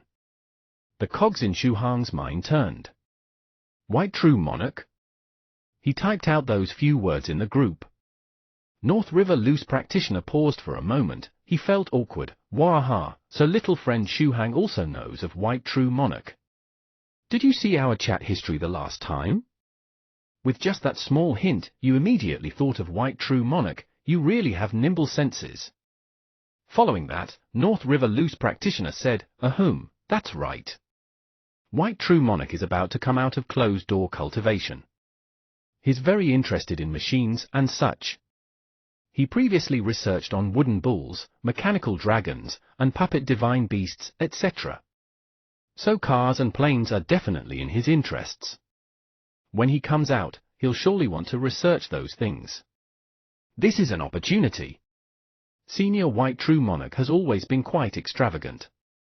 Just a few tiny treasures from him can provide endless benefits for you. Little friend, I also suggest that you pick up a pilot's license if you have the time. There'll be endless benefits. Rest assured, if you want to learn how to pilot a plane, I can pave the way for you. You'll definitely be able to get the pilot's license in the shortest time possible." North River Loose Practitioner talked non-stop, but he was terrible at changing topics. He made it too obvious. Song Shuhang immediately turned the conversation back on track. "We'll talk later about the pilot's license. Senior North River, I just thought of something I need to ask. Why does it seem like you guys are really afraid of White True Monarch? If I agree to receive White True Monarch when he comes out of cultivation, you should at least let me mentally brace myself for it, right? Little friend Shu Hang, you're wrong. North River Loose Practitioner spoke righteously. Out of all of us, not a single one is afraid of White True Monarch. Conversely, we are full of respect and love for him. As for why I'm escaping from receiving him, that's for a personal reason that's hard for me to speak of. But I can promise you with my Dao name, North River, that White True Monarch is a very kind senior. Although he gets lost in thought sometimes, he guides juniors very well. We don't call him the generous White True Monarch for nothing. Then what are you afraid of? Song Shuhang's words got stuck in his throat, making him uncomfortable. Shu Hang asked again, his senior 3 waves also avoiding him because of personal reasons that are hard to talk about. Mad Saber 3 waves answered, yes, it's also because of some personal reasons that I can't speak about to outsiders. However, White True Monarch is really a great senior, he's worthy of the respect and love from us juniors. I can promise you this with my Dao name, Mad Saber 3 waves. To tell the truth, the more you seniors promise like that, the more anxious I feel. Song Shuhang said. North River Loose Practitioner. Mad Saber 3 waves. However, if White True Monarch is really a kind senior like you've described, then I have no reason to reject this task. Even knowing that North River Loose Practitioner could be tricking him, he could only bear with it and jump into the trap. Qi and blood pills? That was a benefit he couldn't ignore. If he missed out on this chance, he might need a few more years of effort before he could get another few Qi and blood pills.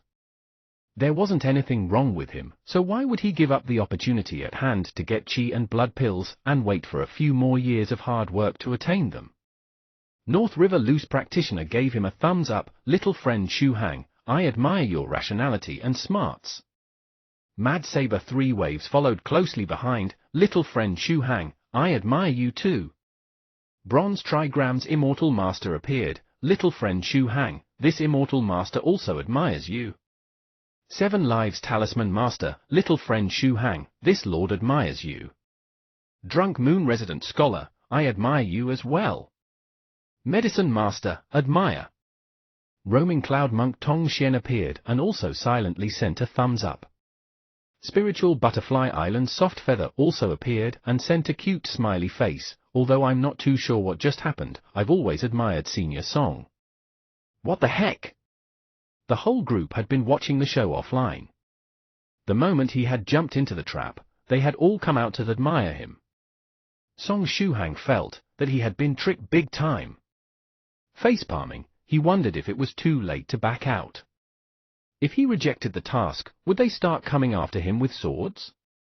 Mount Book's High Pressure, Senior North River, what if I back out on what I said now? North River Loose Practitioner sent a smiley face, but didn't say anything.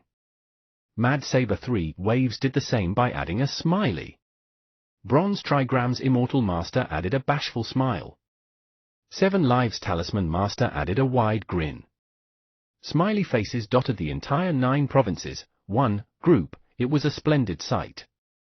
Song Shuhang silently turned off his phone screen, determined never to mention the words, back out again. How unfortunate! When a person starts feeling that they were unfortunate, unfortunate events would truly start coming to look for them. Song Shuhang had just set down his phone, but his phone immediately rang again. Who's calling me? Shuhang turned on the screen, and found the words for Zhao Yaya shown on the screen. What's Zhao Yaya calling me for at this time? She probably isn't inviting me out to dinner, right? He swiped gently on the screen and answered the call. Hello, Jia, what's up? Shuhang asked lightly. Where are you? Zhao Yaya's sweet voice sounded. This seems like a bad situation. Zhao Yaya's voice was a little sharper than usual, indicating that she was angry. It can't be that she has been bullied at school, right? I'm on the subway on the way back to Jiangnan University town. I went out for a while on some business, so I'm heading back now. I'll reach in roughly half an hour. Song Shuhang replied. That's pretty fast. Zhao Yaya said calmly, I heard that you went all the way to Guangyuan Road's Yuanlong medicinal drug store to buy some obscure medicinal ingredients. Ha ha ha ha, Jia, how did you know that? Song Shuhang wiped the sweat off his forehead. I heard it from Yangda. Zhao Yaya replied. She just said beat, didn't she? Yangda, are you okay? Don't die tilde. Zhao Yaya's voice sounded again, tell me honestly, Shuhang. Are there any problems with your body? How could that be? My body's fine, there's no problem at all. Song Shuhang hurriedly replied, I was going to look at some medicinal ingredients for my friend, it's not for myself. Also, I didn't go to that shop. Something happened halfway, so I'm returning first. That's good then. Call me when you reach school, I need you for something. Zhao Yaya hung up immediately after she finished speaking, without even waiting for Shuhang to agree to her request. Holding onto her phone, Zhao Yaya frowned slightly, her heart full of worry. The first time she had bumped into that strange nourishing medicine formula Shuhang had, she was still able to believe that it was just a coincidence. However, now that Shuhang had come into contact with strange Chinese medicinal ingredients again, how could she not worry? When she thought back to the day she had bumped into Song Shuhang, and thought of the deathly pale face he had back then, it totally didn't seem like he had just completed a rigorous exercise like he had said. Even if he had just finished a marathon, it wouldn't make his face look so deathly pale and unhealthy, right? This brat, could he have contracted some illness and was he hiding it from the family? This was bad, so she had to bring him to the hospital for a thorough checkup. If something happened to Shuhang, how was she going to answer to her aunt? In the train, Song Shuhang held onto his phone stiffly. He was so serious and solemn that he had practically turned into a Spartan. It was over. From Zhao Yaya's tone, it's obvious that she definitely misunderstood. Shuhang quickly turned on his phone again and entered the 9 provinces, 1 group. My elder sister found out that I had just visited a medicinal hall. She thinks that I have some unmentionable disease now. What should I do? To those online, this is really urgent. If you find any errors, ads pop up, ads redirect, broken links, non-standard content, etc., please let us know a report chapter, so we can fix it as soon as possible. Chapter 92, Black Suitcase, Money and Qi and Blood Pill. Chapter 92, Black Suitcase, Money and Qi and Blood Pill. After returning to Jiangnan University City, Song Shuhang did not immediately find Zhao Yaya, he instead proceeded to Medicine Master's 5-story house. This was because he was still carrying Altar Master's black suitcase, which very likely contained the 4 rare Chinese herbs purchased by Altar Master.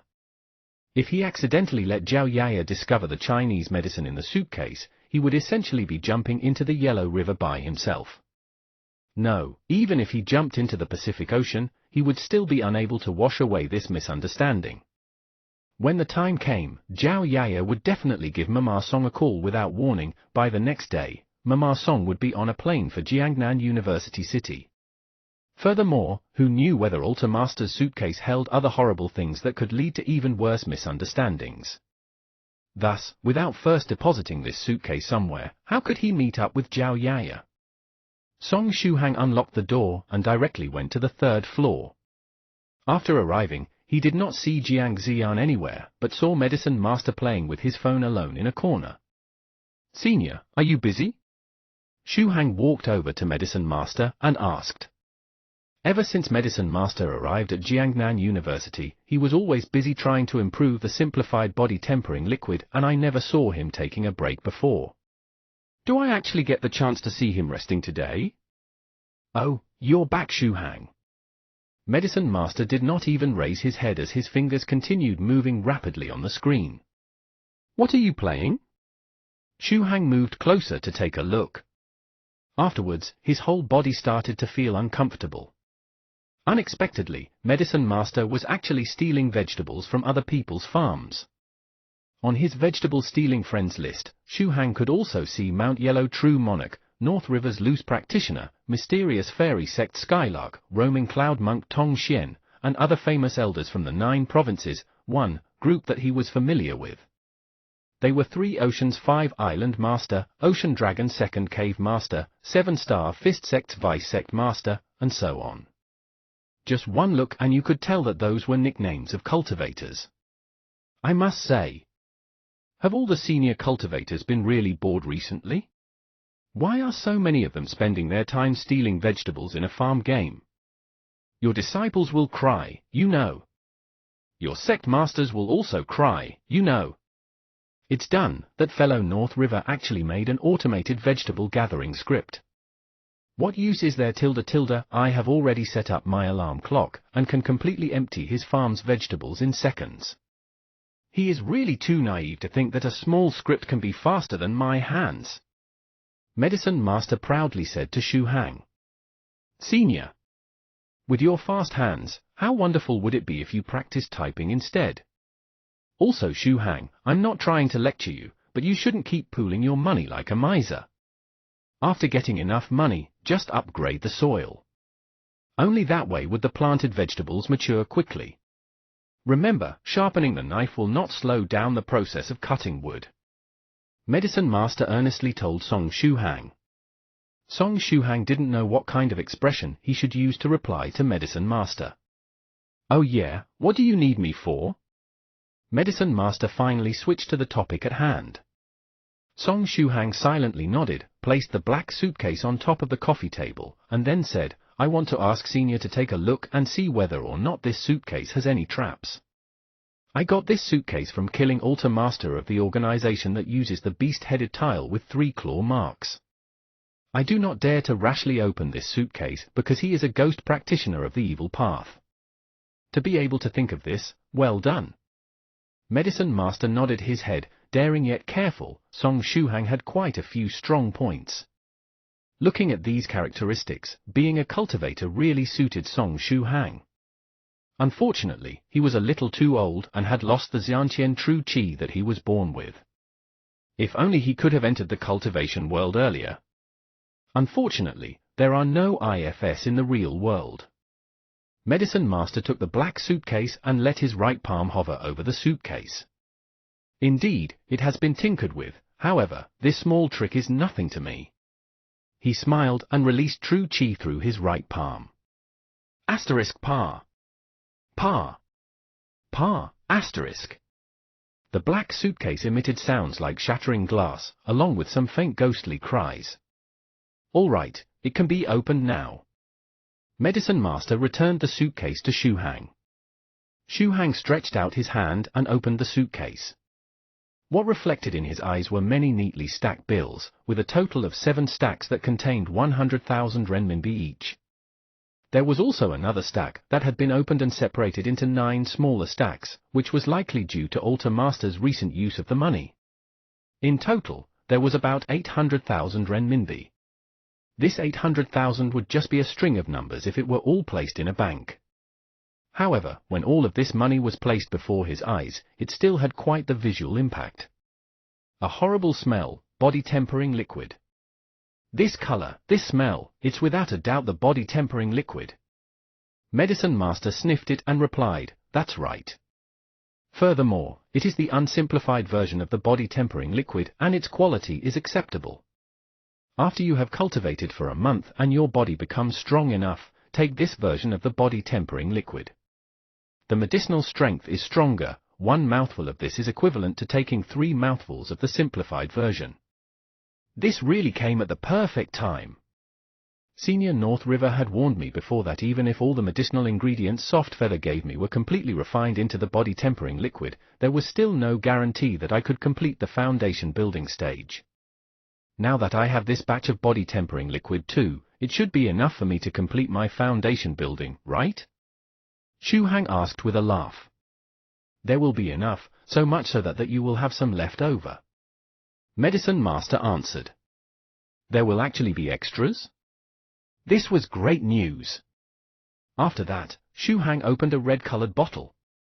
After opening the bottle, the medicinal smell began to assail his nostrils. One red bottle contained 11 pills, while the other contained 15 pills. Senior, what kind of pill is this? Song Shu Hang asked. After Medicine Master sniffed the pills, his facial expression became odd. He replied, "Qi and blood pills, the quality is considered acceptable. If you find any errors, ads pop up, ads redirect, broken links, non-standard content, etc., please let us know a report chapter, so we can fix it as soon as possible." Chapter 93, 5-Way Spirit Contract Alter Materials. Chapter 93, 5-Way Spirit Contract Alter Materials. Qi and blood pills? Song Shuhang's eyes lit up. It was really an unexpected surprise. He hadn't thought that he would be able to get the Qi and blood pills so early, before he took on the mission of receiving White True Monarch. Song Shuhang had even thought that it was an extravagant hope for him to get Qi and blood pills at this stage. "Your luck is pretty good," said Medicine Master. Come to think of it, North River's loose practitioner had used Qi and blood pills and cultivation techniques to entice Song Shuhang into accepting the mission of receiving White True Monarch. Yet, in the blink of an eye, Song Shuhang had already obtained Qi and blood pills, though their quantity was still too low. It was the legendary "you reap what you sow." After accumulating so much good karma over the years, perhaps it had finally paid off for Song Shuhang? However, upon thinking back, it was within reason. The dead Altar Master was a second-stage cultivator. Altar Master had no need for body-tempering liquid, that was just something he used to reward his subordinates. Although Qi and blood pills were mainly used by first-stage cultivators, they could also be used to recover a second-stage cultivator's true Qi. That Altar Master was likely one of the poorer cultivators. He couldn't attain the more precious Qi amalgamation pill, so he could only make do with Qi and blood pills. Moreover, Altar Master had a cautious character. The things that were considered precious to him would all be carried with him everywhere he went. In the end, they all fell into Song Shuhang's hands. Qi and blood pills? A single pill can help me recover all my Qi and blood. With 2 bottles, I should be able to use it for some time, right? Song Shuhang asked. Medicine Master nodded and said, "As long as you don't cultivate all day and night, it should last for a while. Furthermore, the quality of these Qi and blood pills isn't bad, you can use a single pill several times. So I won't lack Qi and blood pills in the near future." Song Shuhang's eyes lit up again. "Senior Medicine Master, do you think I can go and back out of receiving White True Monarch now?" Heh. Medicine Master didn't answer him, and just made a kind yet weird laugh. "Wasn't there a sentence that goes like this, fellow Daoist, you're walking to your death, I'm not joining you?" Yep, this was the sentence. Alright, I was just kidding. Song Shuhang shrugged. 2 bottles of Qi and blood pills weren't enough. There were only 26 pills in total. The question was whether they would last until White True Monarch came out of cultivation. This amount was merely enough to have a taste of the effects of the Qi and blood pills. In the end, he took out the metal box, which was as big as an A5-sized book. Something that could be placed alongside the body-tempering liquid and Qi and blood pill can't be inferior, right? When picking up the box, Shuhang felt that the box was quite heavy, as if he was holding onto a dense iron plate. "What is this?" Song Shuhang curiously opened the metal box. Inside, there were 2 charred-looking wood, 10 pieces of gold, green, red, blue, brown crystals, a folded piece of cloth, 2 bottles of strange liquid. And all kinds of different things. Other than the piece of cloth, everything else came in pairs. Is this the Altar Master's collection? I had no idea that his hobbies were so diverse. He collected a bit of anything and everything. Song Shuhang picked through the box, but couldn't really understand what they were for. Lightning-struck wood, 5-way stone, a ceremonial gown with arrays inscribed over it, ghost dragon saliva, these aren't just some oddities, they're all treasures in the eyes of certain cultivators. Medicine Master smiled as he explained. Treasures? Can they be exchanged for Qi and blood pills? Song Shuhang was gleeful. Qi and blood pills weren't just able to speed up foundation building, it was also helpful in replenishing Qi and blood in all the main acupoints during the first stage, and could even aid cultivation speed during the first stage.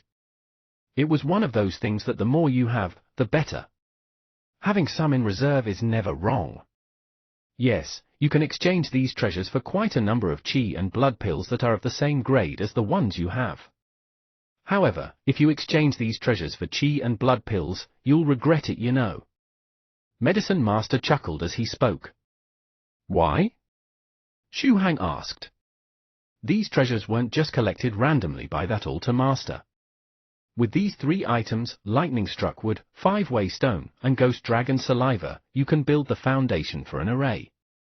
That array is called the 5-way spirit contract altar. In layman's terms, it's also called the spirit ghost contract array. Medicine Master said calmly, so, do you still want to exchange these items for qi and blood pills now? Song Shuhang's mind was shaken like a pellet drum. Lightning struck wood, 5-way stone, and ghost dragon saliva, and so many miscellaneous items. Other than the lightning struck wood, he had never seen the other items in real life. If he exchanged those items for qi and blood pills, heaven knows if he would be able to find the same set of treasures again. Contracting a spirit ghost, as long as he completes his 100 days of foundation building, he will be able to attempt it. When that happens, even if he has surpassed the optimal age for foundation building a long time ago, with the help of the spirit ghost, he still had hopes of chasing up to the elites of the sects. This spirit ghost could very well be his ticket to become a Daoist. Your luck is extremely good. That altar master you killed had wanted to make a contract with a spirit ghost. He even prepared 2 sets of materials for the 5-way spirit contract. In the end, it all benefited you. Medicine Master said. That's true, the altar master had schemed to take back the spirit ghost for many years. Amongst the things he brought along with him, the materials for the spirit ghost contract mustn't be missing. That altar master had prepared 2 sets because there were 2 spirit ghosts in Ghostlamp Temple. The altar master was prepared to contract 2 spirit ghosts at once. However, in the end, one of them ended up in Softfeather's hands, and I got the other one. Song Shuhang chuckled. Afterwards, he carefully returned all of the small bottles and the materials for the 5-way spirit contract back into the black suitcase. After some thinking, he took out the bottle with fewer qi and blood pills again and carried it with him. The 800,000 in cash was also tossed back into the suitcase. Only the roll of notes that had been opened was stuffed into his pocket. Senior, can I leave this suitcase here with you for now? Song Shuhang asked. These items weren't convenient to bring back. What if Zhao Yaya wanted to check the suitcase and found a case full of money? How would he explain where the money had come from? Not to mention all of the medicinal pills inside. After thinking back and forth, it was safest to place it here with Medicine Master. Don't worry, just leave it there. Medicine Master agreed and said, are you free now? Help me try out the body tempering liquid recipe that was modified yesterday. I also need to teach you how to use a cultivator's pill furnace soon. That hot pot and induction cooker set of yours makes my liver hurt. Is it alright if I come tonight? Right now. I have to make a trip to meet my sister first. Song Shuhang showed a suffering expression, as if he was protesting having to do so. Medicine Master smiled. Sister? Oh, the one you just mentioned in the chat group, who's suspecting that you're hiding some serious disease. Ha ha ha ha, go ahead, go ahead. When you're done, come back and help me test this recipe. It's not urgent. Alright then, Senior, I'm going now. Song Shuhang waved and left Medicine Master's residence. On the road back to Jiangnan University town, Song Shuhang frowned. I seem to have forgotten something? I keep feeling like I forgot to ask Senior Medicine Master about something. He thought for a long while. Oh. Right, it was regarding that shiny Caucasian monk on the train. He wondered how the Caucasian monk was doing after he had been taken away by the police. Song Shuhang originally intended to chat over the matter regarding the Caucasian monk with Medicine Master and hear his opinion on this. However, he had gotten too excited over the qi and blood pills and the 5-way spirit contract materials and had completely forgotten to mention the Caucasian monk to Senior. Forget it. I'll ask Senior next time. Song Shuhang thought in his heart. If you find any errors, ads pop up, ads redirect, broken links, non-standard content, etc., Please let us know a report chapter, so we can fix it as soon as possible. Chapter 94, Uncle, I am not a swindler. Chapter 94, Uncle, I am not a swindler. The moment Song Shuhang returned to Jiangnan University, his sister immediately dragged him to the hospital. Yanijie, I definitely did not go to the medicinal store at Guanyuan Street to buy the 4 drugs for myself. It's just that one of my acquaintances needed these for drugs, so I wanted to go to the drugstore to confirm them. Really? Look at my eyes, look at how sincere they are. Do you still not believe me? Jie. Please turn around and look in my eyes, they're really sincere. Despite being pulled by Zhao Yaya's small hands, Song Shuhang didn't dare to struggle as he was now as strong as a bull. If he used a little force, Zhao Yaya would be sent flying. If that happened, Zhao Yaya would be frightened. Hence, he could only use words in an attempt to persuade her. Zhao Yaya turned her head and seriously stared at Song Shuhang's eyes. A moment later, she replied, Shuhang, there's eye wax in your eyes. Song Shuhang. All right, don't be so pesky. Just act like I am giving you a full body checkup for free, okay? Even if you are a normal healthy guy, frequent health checkups will bring no harm. Zhao Yaya softly said in a calm voice. However, her heart was nowhere as calm as her face.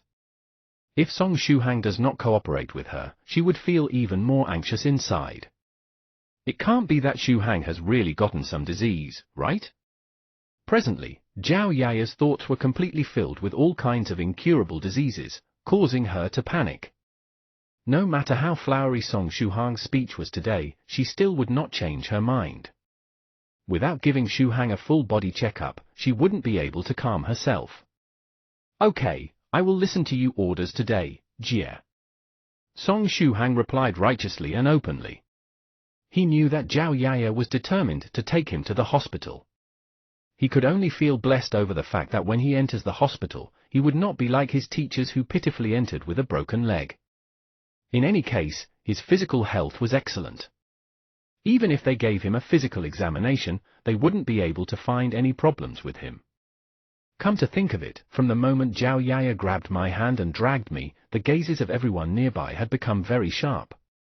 This kind of sharp gaze was incredibly familiar to him. He had experienced it a lot while growing up. There was a look of envy from males while his hand was being held intimately by a beautiful woman. She is my elder sister, and will at most hold my hand. This is only for those who bitterly struggle in the same way. But how would you guys know? Humph humph, go ahead and be envious of me, be jealous of me.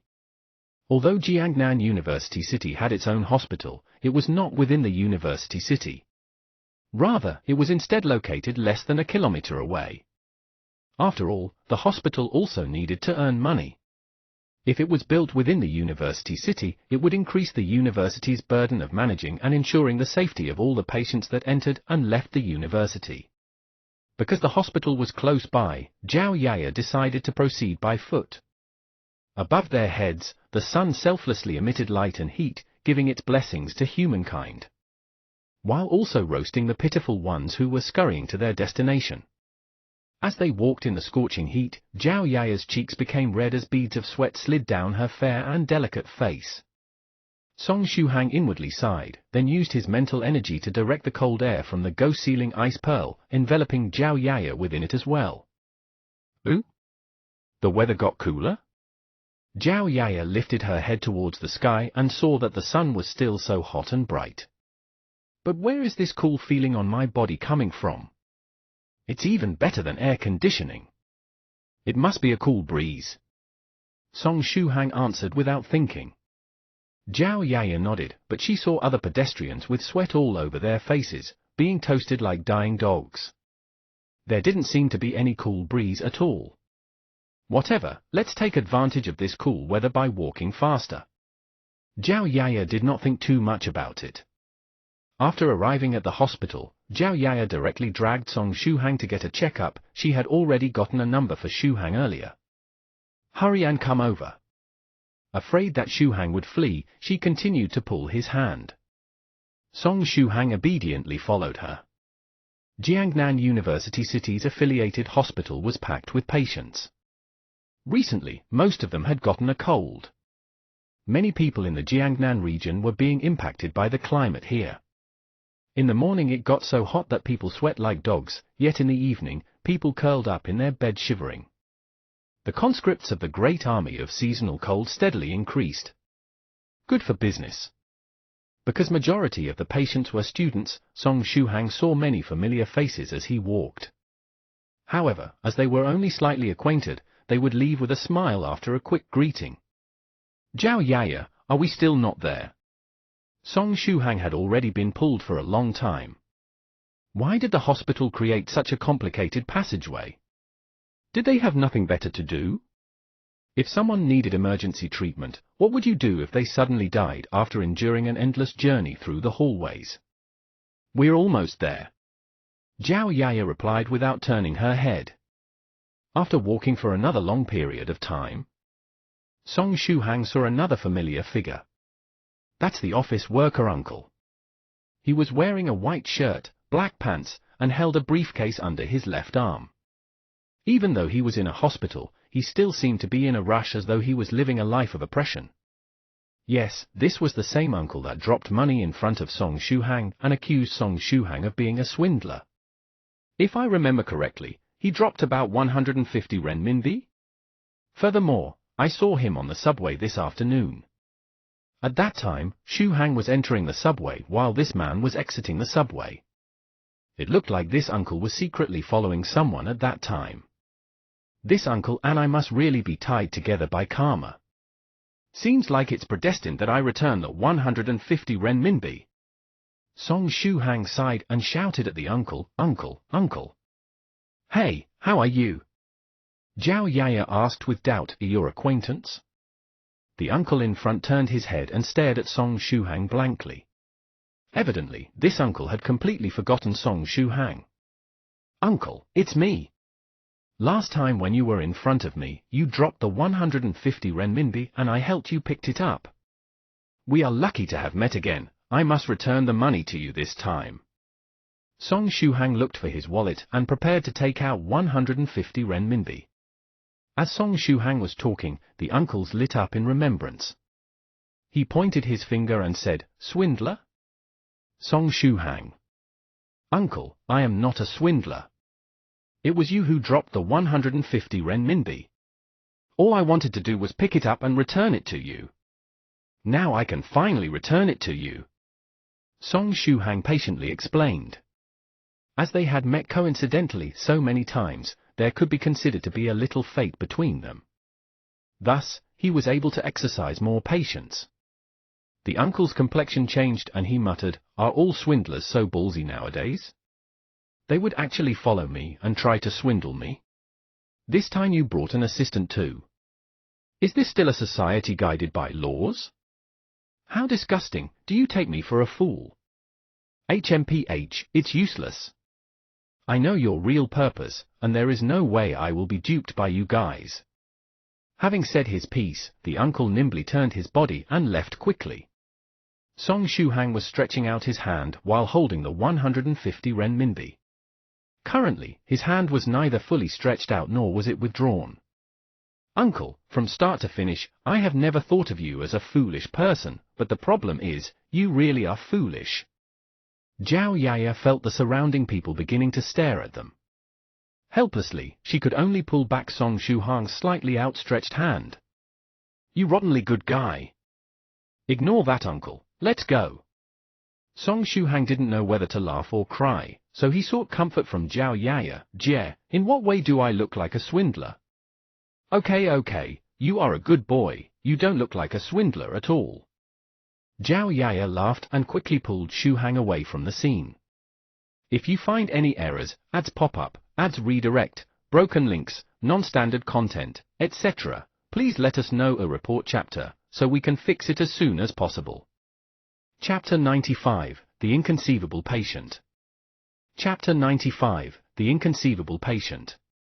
They examined his height, weight, physique, blood, urine, electrocardiogram, and even his liver function, kidney function, blood lipid level, and more. Song Shuhang was in a daze. He felt like a marionette, being plugged to various apparatuses for tests. Only after great difficulty were all of the tests completed. Shuhang felt more tired than after he had practiced the Vajra foundation building fist technique once.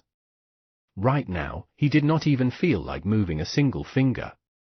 Also, when he took off his clothes for the checkup earlier, the female doctor's gaze was as though she wanted to eat him up, causing Shuhang to feel uncomfortable all over.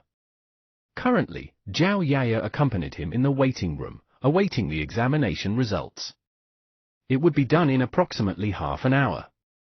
Thanks to the rapid improvements in science and technology recent years, the hospital's efficiency had improved greatly. Otherwise, if it was 4 or 5 years ago, it would have taken approximately a week to get the results of the full body checkup. Zhao Yaya looked very nervous and restless. Every so often, she would get up to walk around. She feared that half an hour later, she would be told that Shuhang was terminally ill. If the full body checkup result still took a whole week like 4 or 5 years ago, who knew how Zhao Yaya would endure the seemingly endless wait? Yet, Shuhang heartlessly let his thoughts drift. His mind wandered, replaying the recent events that occurred in his mind. When he thought of the hospital, he suddenly remembered something. Oh right, isn't Professor Renchue in this hospital? Perhaps I should go buy some fruits and visit him in a while. Shuhang mumbled to himself as he thought of this. Professor Renchue was the teacher who, due to having an afternoon class, had both his legs broken by Lady Softfeather's magic, landing him in the hospital. Originally, Lady Softfeather only wanted to break one of his legs, but who would have known that when Professor Renchue fell from his bed, his posture caused him to only suffer a sprain. As a result, there wasn't a result, he still had to be hospitalized. Although I did not hurt him myself, he was hurt because of me. Although Miss Softfeather said that she had already compensated Professor Renchue for the incident, Shuhang still felt very guilty. Professor Renchue? Your teacher? Zhao Yaya asked. Yeah, I heard that he was injured a few days ago and had to be hospitalized. In a while, I will ask the front desk which ward he is in.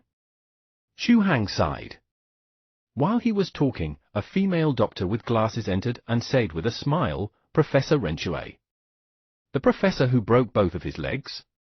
I still can't believe that he broke both of his legs just by falling off his bed. It's really quite unlikely. I do happen to know where he is being hospitalized. He's in Building 8B Ward 532. Many doctors in our hospital know of him. Are you his student? The female doctor pushed her glasses up and laughed. She was the one who gave Shuhang a body checkup and looked as if she wanted to eat him up. Song Shuhang felt that her gaze was very frightening. Ha ha, Teacher Renchue's leg injuries are really inconceivable. Thank you, I will visit him in a while. Song Shuhang felt increasingly guilty. It seemed like Professor Renchue's injuries were not just to his legs, his spirit had also taken a heavy blow. I reckon that the professor breaking both legs from falling off the bed would remain a running joke for a long time. Zhao Yaya did not care about Professor Renchue whatsoever. All she cared about was Song Shuhang's health report. Dr. Li, is Shuhang's health report out? There's no issue with my younger brother's body, right? All I can say is, he can't possibly get any healthier.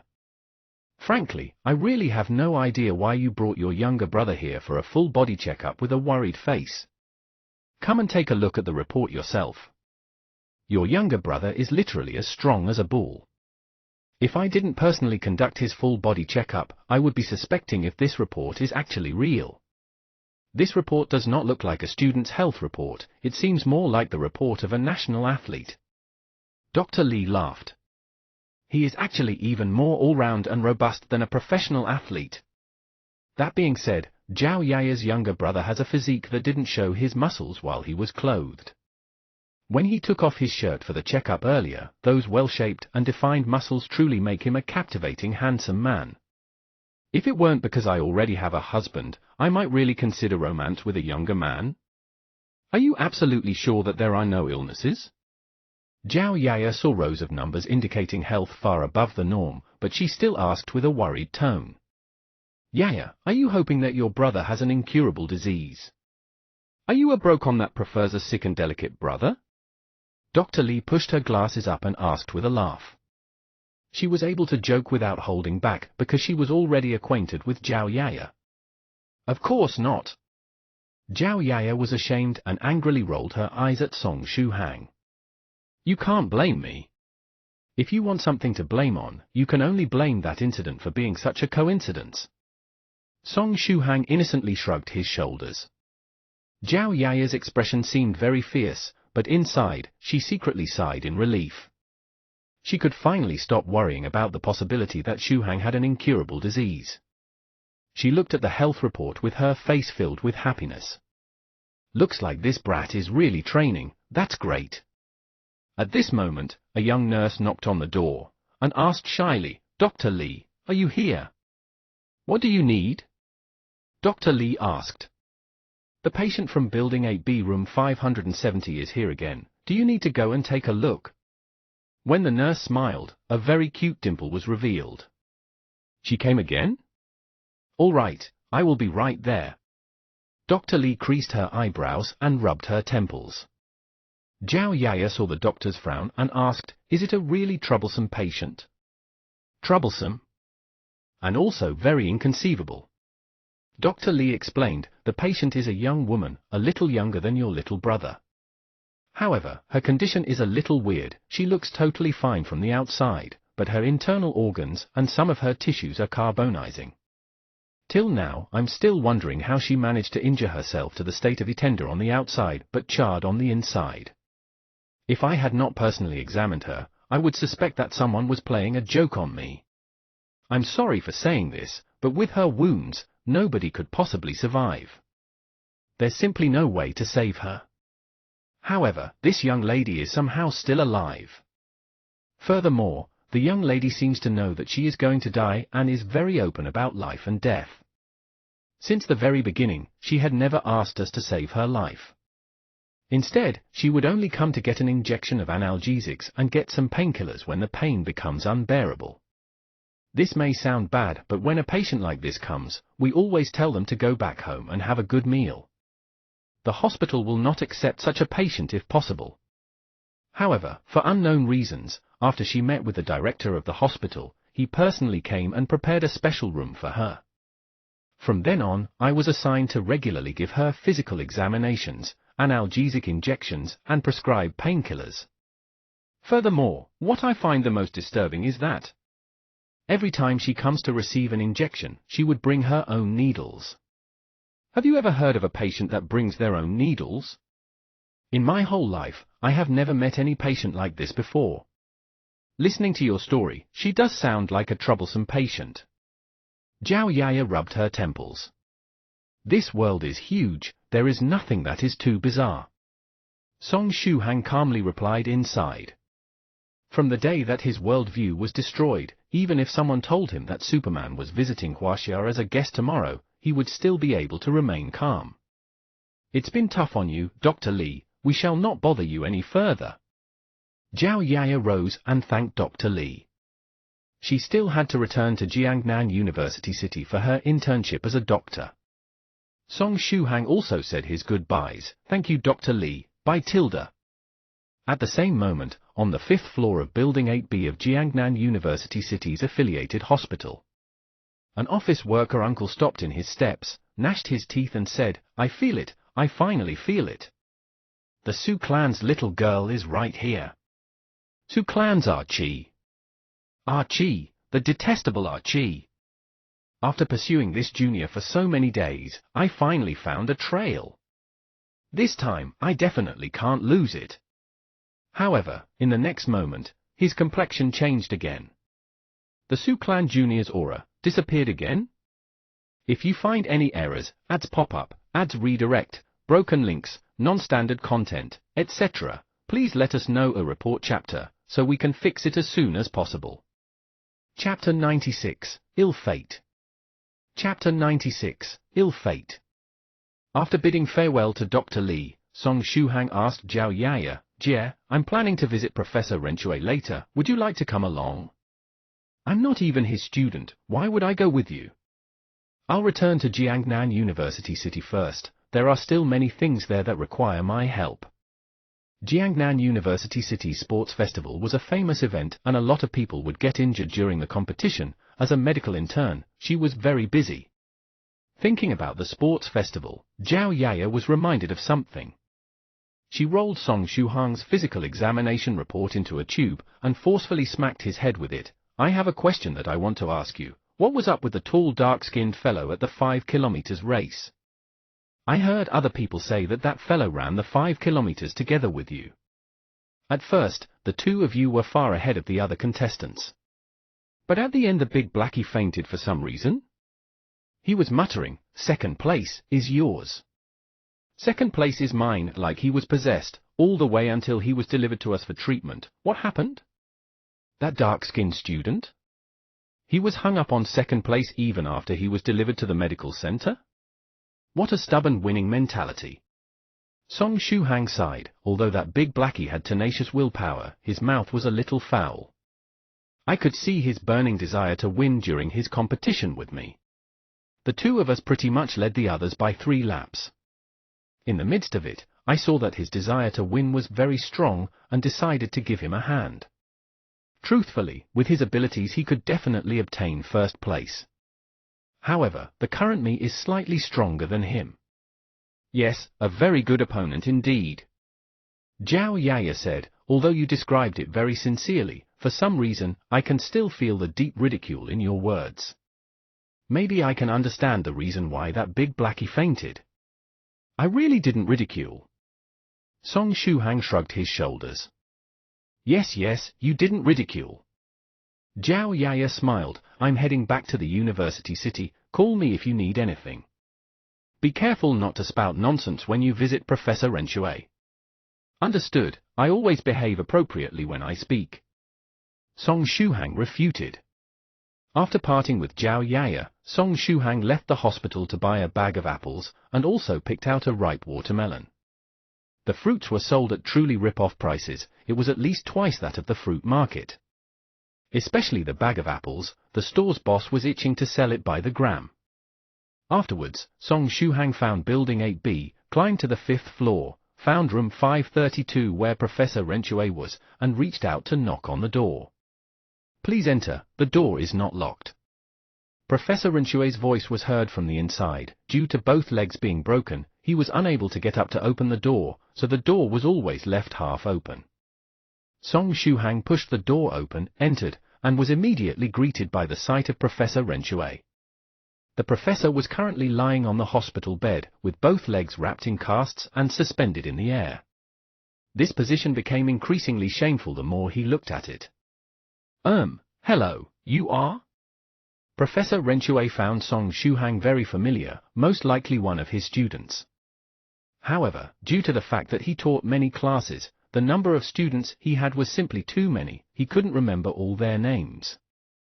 Hello Professor, I am Song Shuhang from Jiangnan University School of Mechanical Engineering, Machinery Designs and Manufacturing Faculty's 19th Department's 43rd class. Song Shuhang introduced himself with a shy smile. I came to the hospital today for a checkup. Knowing that you were also in the hospital, I decided to visit you, Professor. The introduction was too long and saying it all in one go made one people feel as though they couldn't catch their breath. Sorry to trouble you. Professor Ren Shui's mood instantly lifted. There was a student that personally visited him. Didn't this mean that he was fairly popular among the students? The name of Song Shuhang was also committed to memory by Professor Ren Shui. Professor Ren Shui decided in his heart to give Song Shuhang a small surprise for this semester's results. Song Shuhang chatted happily with the professor after sitting down. They talked about interesting things that happened at the university recently, and about the sports festival that was currently underway. Also making fun of the long and unchanging speech of the festival spokesperson every year. Professor Ren Shui was an exceptionally eloquent teacher. With his intentional guidance, the atmosphere between the two of them was never stiff. An occasion where both guest and host were enjoying themselves. At this time, in the hallway of the 5th floor rooms, an uncle dressed as an office worker was currently knocking and opening the doors, room after room. 530, this isn't it either. Damn it, which room is Su Clan's junior hiding in? The office worker uncle clenched his teeth, then opened room 531. The bony old man inside raised his head in confusion and looked at the uncle. "Kid, who are you looking for?" "Excuse me, I opened the wrong door." The office worker uncle laughed dryly, then proceeded to close the door. Previously, he had felt the vague presence of the junior from the Sioux clan right here in this building. But when he had chased it all the way to the 5th floor, the other party suddenly concealed their presence. Therefore, he could only confirm that the other party was on the 5th floor, but not which room they were in. To find the target, the office worker uncle could only use this primitive method of checking each and every room one by one. However, he had already checked 30 rooms, yet there was still no trace of the Sioux clan's junior. Has the trail really been lost again? I must hurry. If I'm too slow, that Sioux clan's junior might leave the hospital, then I'll have wasted all this time for nothing. The office worker uncle thought to himself. He focused his mind again, moved up to room 532, and knocked on the door. After which, he noticed that the door was not locked, so as to save time, he directly opened the door and entered the room. Who are you? Professor Renchue heard the door open and looked confusingly at the office worker uncle, who he had never seen before. Song Shuhang also turned around, an expression of astonishment appeared on his face. "Excuse me, wrong door, eh? Swindler?" The office worker uncle paused mid-sentence and exclaimed after seeing Song Shuhang. Song Shuhang felt a nerve on his forehead throb. "Hey uncle, as the saying goes, don't repeat the same mistake thrice. This is already the 3rd time you've slandered me. Even if I have a good temper, I will also get angry, you know." Song Shuhang rubbed his temple, talking through clenched teeth. "SOR. I'm sorry. I entered the wrong room. I'll leave right now." The office worker uncle decisively turned around, an expression of spurn indicating he didn't want to be even slightly involved with Song Shuhang. Song Shuhang hurriedly exclaimed, "Hey uncle, don't you move." But that uncle had disappeared like a ghost, fleeing away at light speed, denying Song Shuhang any opportunity to explain. Song Shuhang raised his head, tempted to curse. He had by chance met this uncle thrice in a single day. They could be considered brought together by fate. However, this was definitely an ill fate. Professor Renchue sent a confused look toward Song Shuhang. "I yield to this uncle." Song Shuhang rubbed his temples, concisely explaining to Professor Renchue how he was seen as a swindler after trying to return the money on that day. Professor Renchue laughed heartily after hearing the explanation. There was actually such an outrageous person in the world. The professor then felt that he wasn't the only unfortunate person in the world, and his heart felt a lot more at peace. "Professor, no matter what, I'm going to return the money to that uncle today. I'll leave the fruits here. I'm going to find that uncle now. Bye." Song Shuhang got up and bid farewell. "Go on and explain it to him. I believe that as long as he isn't truly a fool, he should be able to understand. Remember to leave the door half open for me." Professor Renchue merrily waved goodbye. The problem is, that uncle really is a fool. After Song Shuhang said goodbye, he left the hospital room to chase after that uncle. If you find any errors, ads pop up, ads redirect, broken links, non-standard content, etc., please let us know a report chapter, so we can fix it as soon as possible. Chapter 97, One Floor Away from the Destined Person. Chapter 97, One Floor Away from the Destined Person. When Song Shuhang ran out of the room, there was already no trace of that uncle. With great haste he immediately searched every passageway on the 5th floor to no avail. Such speed? Where could he have gone in such a short amount of time? Song Shuhang muttered depressingly. I merely explained how I met that uncle to Professor Renchue with just a few simple sentences yet. Could this uncle have used his 100m sprinting speeds to escape from me, the swindler? Bastard, there must be a limit to misunderstandings, right? In the end, Song Shuhang sighed, and headed towards the 4th floor. His only option was to look for that foolish uncle on the way out of the hospital. It would be great if he could find him, but if he couldn't, then it couldn't be helped. Right now, he didn't have the time to search the whole building to return 150 renminbi to that uncle. That uncle is foolish, but he certainly couldn't accompany him in his foolishness, right?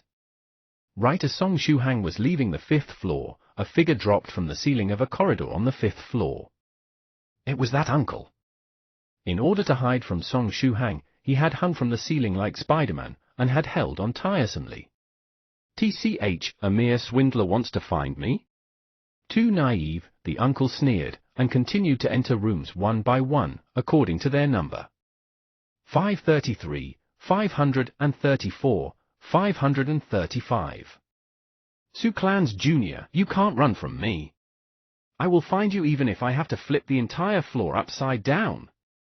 The uncle was overflowing with confidence. He had a premonition that he would be blessed with good luck today. When leaving the house today, he purposefully had an expert tell his fortune. The fortune said he would meet a destined person today. Destined person?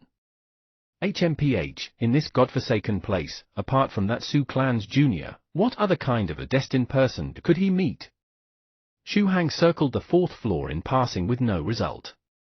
Could he have gone to the upper floors then? Whatever, forget it. If they were to ever meet again, he definitely wouldn't waste his breath. Instead, he would first charge up and give him a punch, then throw him down onto the ground and keep him under control. He wouldn't let the uncle speak, and wouldn't give him any opportunity to run. Then, he'll give the uncle a good and proper explanation. Even a great monk would get angry from being misunderstood again and again, all right. Thinking to this point, Song Shuhang clenched his fists, imagining if that uncle was in front of him. He let out a light shout as he punched the air twice with force, as if those 2 punches were smashing against that uncle's face. After that, he noticed that the surrounding passerbys were giving him strange looks. If while walking you suddenly notice someone letting out a strange shout while continuously punching the air, you would naturally feel curious and stare at him. Song Shuhang felt the urge to cover his face. I'm really too unlucky. Cough, cough. He firmly coughed twice, assumed an unperturbed expression, and continued down the stairs. It seemed to be a trend to meet familiar people today. At the entrance to the 3rd floor stair landing, Song Shuhang once again met a familiar face. It was a delicate young girl, with short hair and a pretty face. Right now, she was leaning onto the handrail, hobbling down the stairs. Isn't she that girl who was in a caved-on state, then turned invincible and beat up those hooligans who put her in that state in a matter of seconds? TL, cave means wall and don is the thud of someone hitting it. Caved-on is a move that became popular because of shoujo manga and looks like this. http://data.tokyogirlsupdate.com WP content uploads 2014 11 3-600 times 336.jpg. Perhaps feeling Song Shuhang's gaze, the young girl perceptively turned her head around, meeting his gaze. Song Shuhang scratched his head, laughing dryly. Hey, what a coincidence, you're also here in the hospital. He actually didn't really want to converse with this young girl, because she was a bit too cold and detached. When he talked to her, he felt like his good intentions were faced with a splash of cold water. Now that their eyes met, Song Shuhang felt that it would be impolite to ignore her, and had no choice but to reluctantly greet her. The young girl blinked her eyes, seeming to recall something. Moments later, she nodded her head. Oh, it's you. Ha ha, yeah. I was dragged over here by my sister to have a health checkup. What about you, did you hurt your feet? Song Shuhang noticed that the young girl was leaning on the handrails as she walked. I'm a little injured, answered the young girl whose eyes were slightly downcast. It was a surprise that he could communicate with this young lady today. Then, do you need help? Do you live near Jiangnan University City? Song Shuhang's rottenly good nature flared up again. With her injured feet, he could escort her home on his way back if she lived near Jiangnan University City. No need.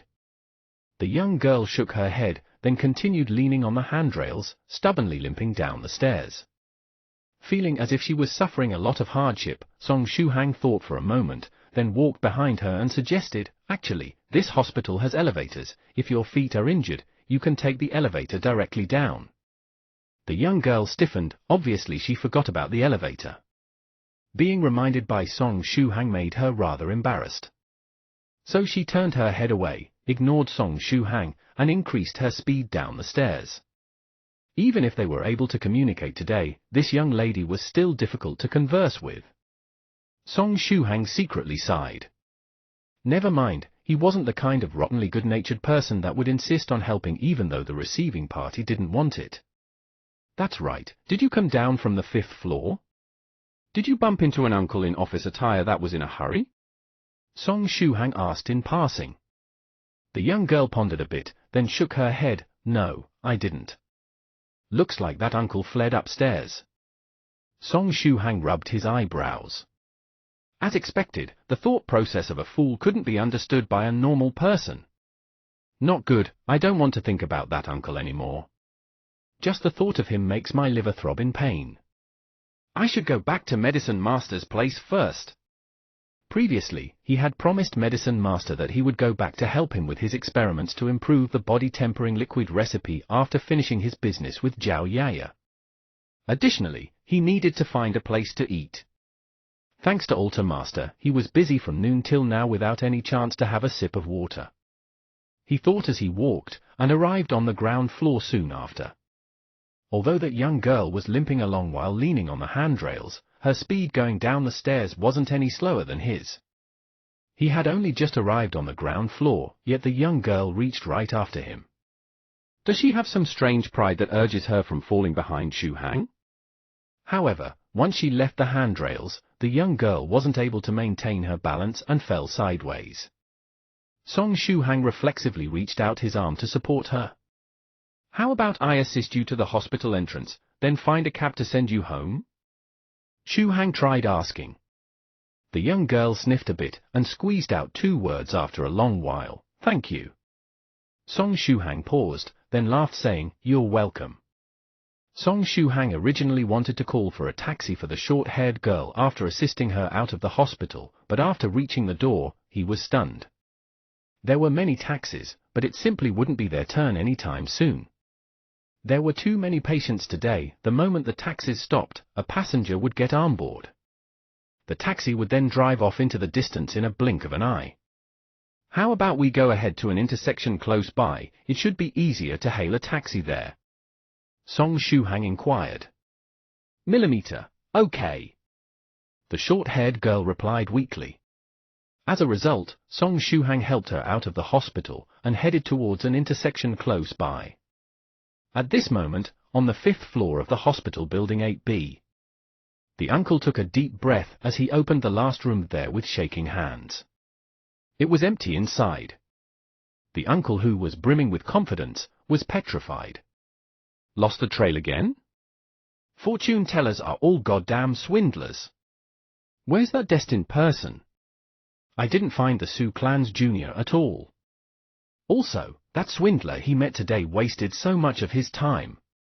If that swindler didn't create trouble for him, he might have found that Su Clans Jr. by now. The next time he meets that swindler, he would definitely not give him any time to speak. He would charge up and give him a punch, knocking him to the ground. The uncle imagined the swindler in front of him, punched the air twice with clenched fists, as if those 2 punches were hitting Shuhang's face. It could be foreseen that the next time Shuhang and that uncle meet, both sides would without a word, charge up, simultaneously send a friendly face-breaking punch towards the other's face, with the intention of pounding the other unconscious. If you find any errors, ads pop up, ads redirect, broken links, non-standard content, etc., please let us know a report chapter, so we can fix it as soon as possible. Chapter 98, An Amusing and Rottenly Good Person. Not far from Jiangnan University City's affiliated hospital, around the corner of an intersection. Today, old Ju was very depressed. He made on a call while driving to the company. A man suddenly charged towards his car with 100-meter dash speeds as he was turning through the corner of an intersection. It frightened old Ju so much that he hurriedly dropped his phone, gripped the steering wheel and turned, successfully dodging that man who was dashing towards him. Old Ju silently let out a breath. Your mama, that was too dangerous. You're lucky that my driving skills are impeccable, otherwise you would be dead, lad. But before old Ju's thumping heart could calm down, the man suddenly defied the laws of physics and fell backward, rolled back 3 times, then hugged his leg with a pained face, screaming, "Oh! My leg is broken!" The man's miserable shrieks quickly attracted an oblivious crowd of onlookers. The crowd didn't know the truth, whether it was the car that hit the person, or the person had hit the car. They began to discuss amongst themselves. "Fucker! Little rascal, you didn't even bump into this old man's car, okay? Did you slam into a wall of air? This old man isn't some ability user, I don't have an air wall skill. This is the legendary insurance scam, right? However, don't they say that insurance scammers would always look for luxury cars to hit? How can my crappy car attract insurance scammers?" Old Ju was unaware. Business was hard in these times. They wouldn't care what kind of car you drive. Old Ju sighed with a face full of bitter misfortune. There were no surveillance cameras nearby, and his crappy car also didn't have any dash cams installed. He reached into his pocket. All he found was various cards, 20 renminbi of cash, and 2 1 renminbi coins. 22 renminbi, I guess it isn't enough to get rid of that man howling on the ground?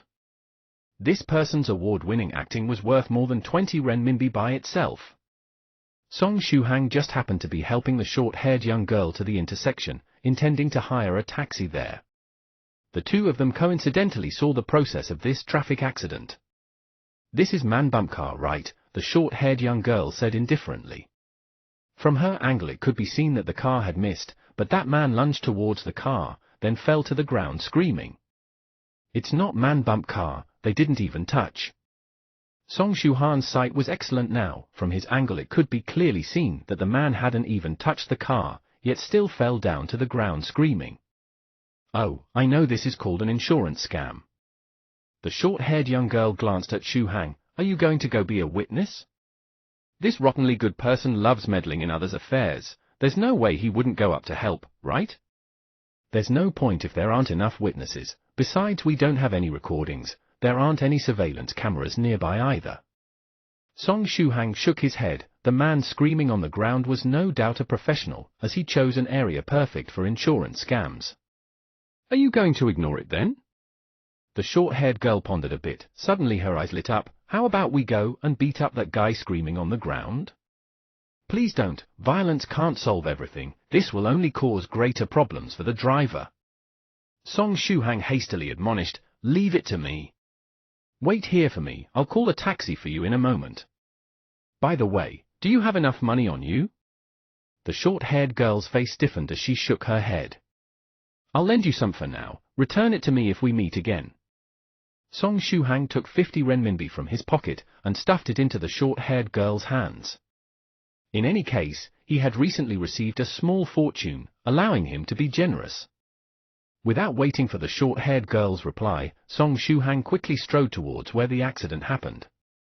He pushed through the crowd of onlookers. Excuse me. With his well-developed muscles, he quickly squeezed through the crowd. Then he knelt next to the man screaming on the ground, and stared at him for a bit. "Hey, looks like you are badly hurt."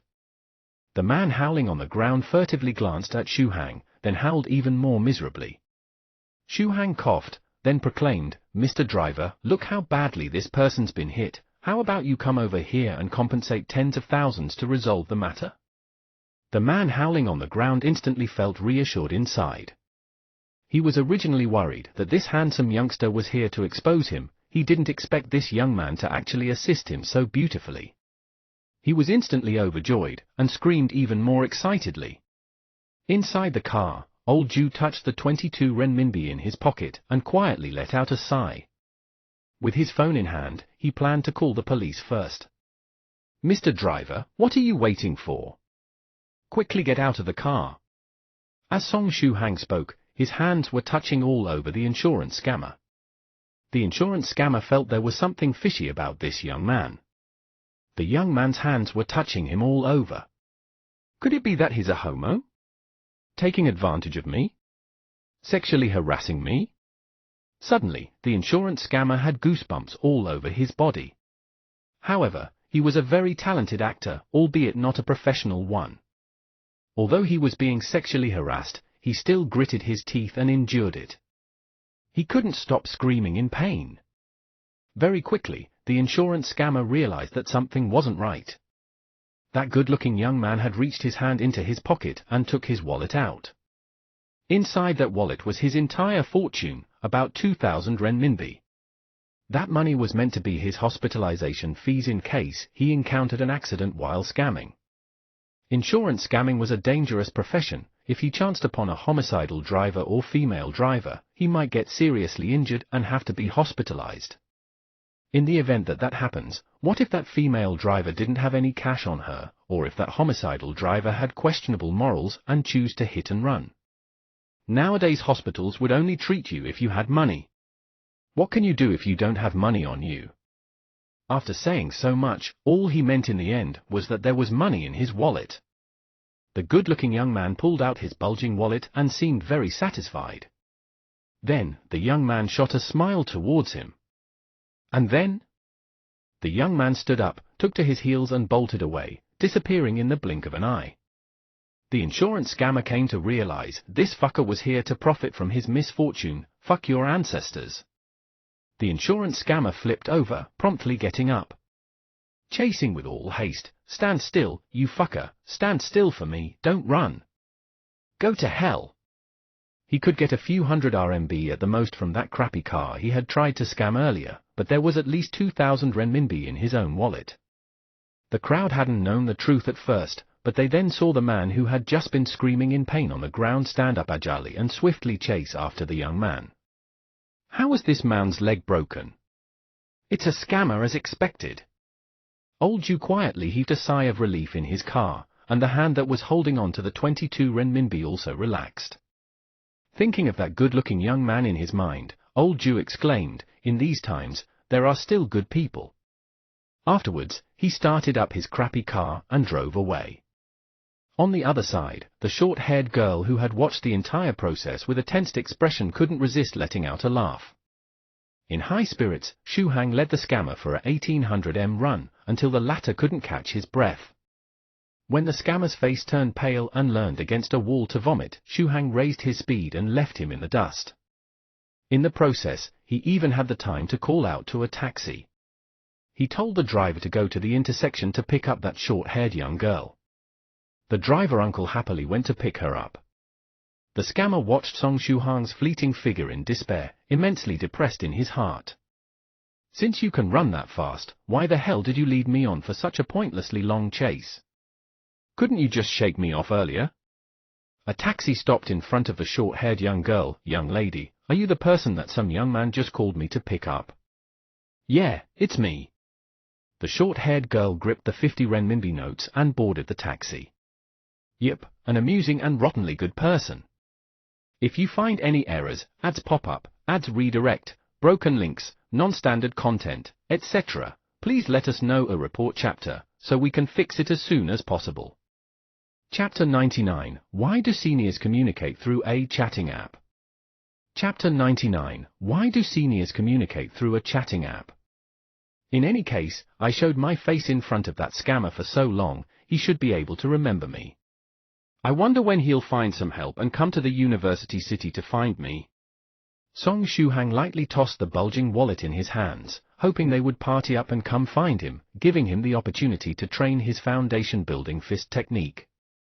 Real combat would allow him to deepen his comprehension of the foundation-building fist technique. Although as a cultivator, using normal people for practice was a little degrading, but currently he did not have any good opponents. It would be better to quickly get stronger, so he could find an appropriate practice partner. After casually eating some food, Xu Hang hastened to Medicine Master's house, assisting Senior in perfecting the body-tempering liquid as usual.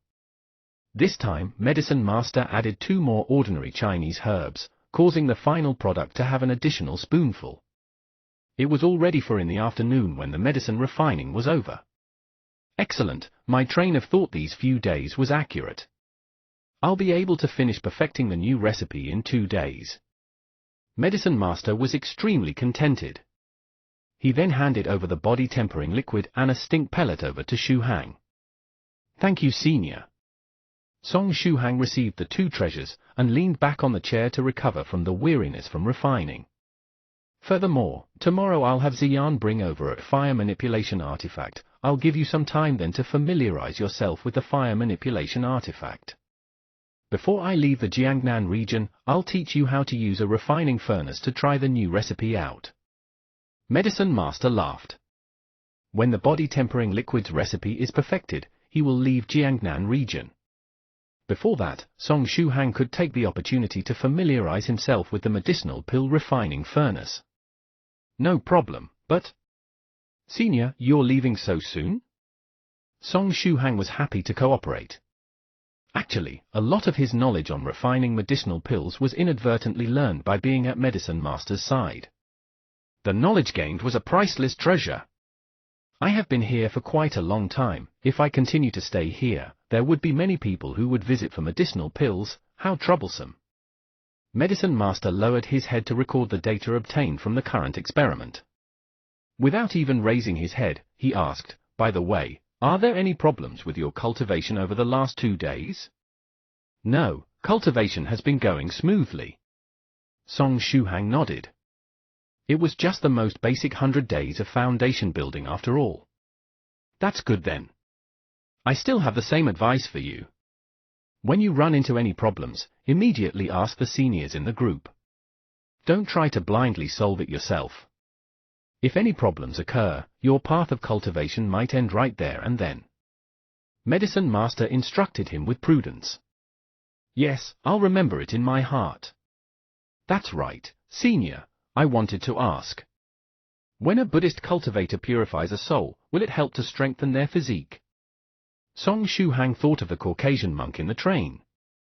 Although the amount of strengthening from purifying souls wasn't much, it was much more effective than simply running. Now that you mention it, it sounds a bit familiar. Whenever a Buddhist helps to purify a soul, they'll acquire a small amount of good karma and it can help to strengthen the hardness of their bodies. However, it doesn't have much effect on second-stage cultivators and above. Why? Are you thinking of becoming a monk and taking shelter in Buddhism?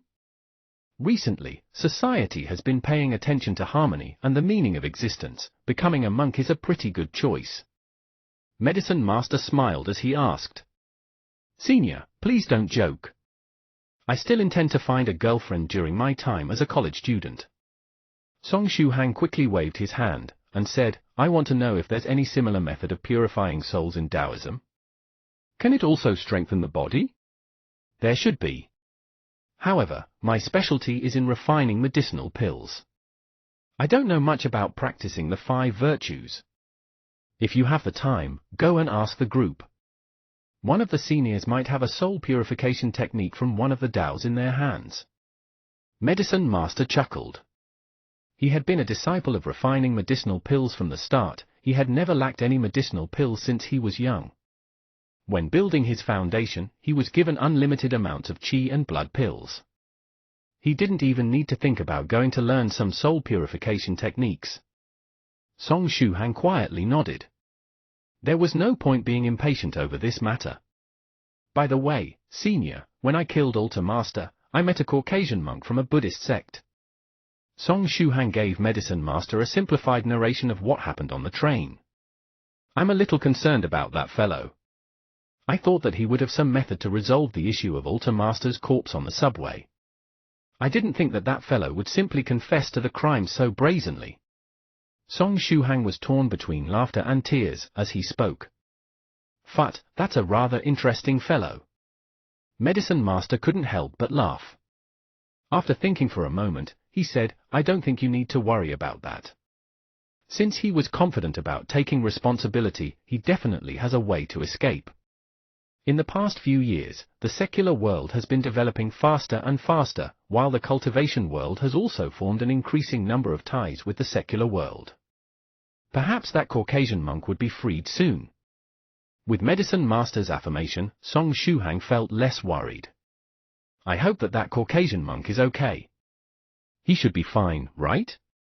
The image of the Caucasian monk letting out a bright, wide smile at the moment he was captured surfaced in Song Shuhang's mind again. Medicine Master was still furiously writing notes on his notebook. Song Shuhang took the chance to find a place by the side and practiced one round of Vajra foundation building fist technique and true self-meditation scripture. After returning to school, he had to find a place to practice secretly, still worried about being seen. He was the most carefree when practicing at Medicine Master's place. Once he finished a round of practice and guided the qi and blood into his heart acupoint, Song Shuhang let out a heavy breath, feeling light in his body and heart. At this moment, Medicine Master had already finished his notes. He nodded at Shuhang. Not bad, you become very good at controlling the amount of qi and blood you guide into your heart acupoint. It won't be too long before you complete your 100-day foundation building. He. Song Shuhang bashfully smiled. After that, Medicine Master took advantage of the free time to explain to Shuhang some basic cultivation knowledge and points to take note of during cultivation. While in the midst of chatting, Song Shuhang finally asked a question he had long wanted to ask. While we're on this topic, Senior, there's a matter I've been minding for a while. What is it? Why do you seniors have to use a chatting app to talk? There should be some 1,000-mile voice transmission or some cool communication technique amongst the magic arts, right? Wouldn't that be even more impressive as well as safer and more private as well?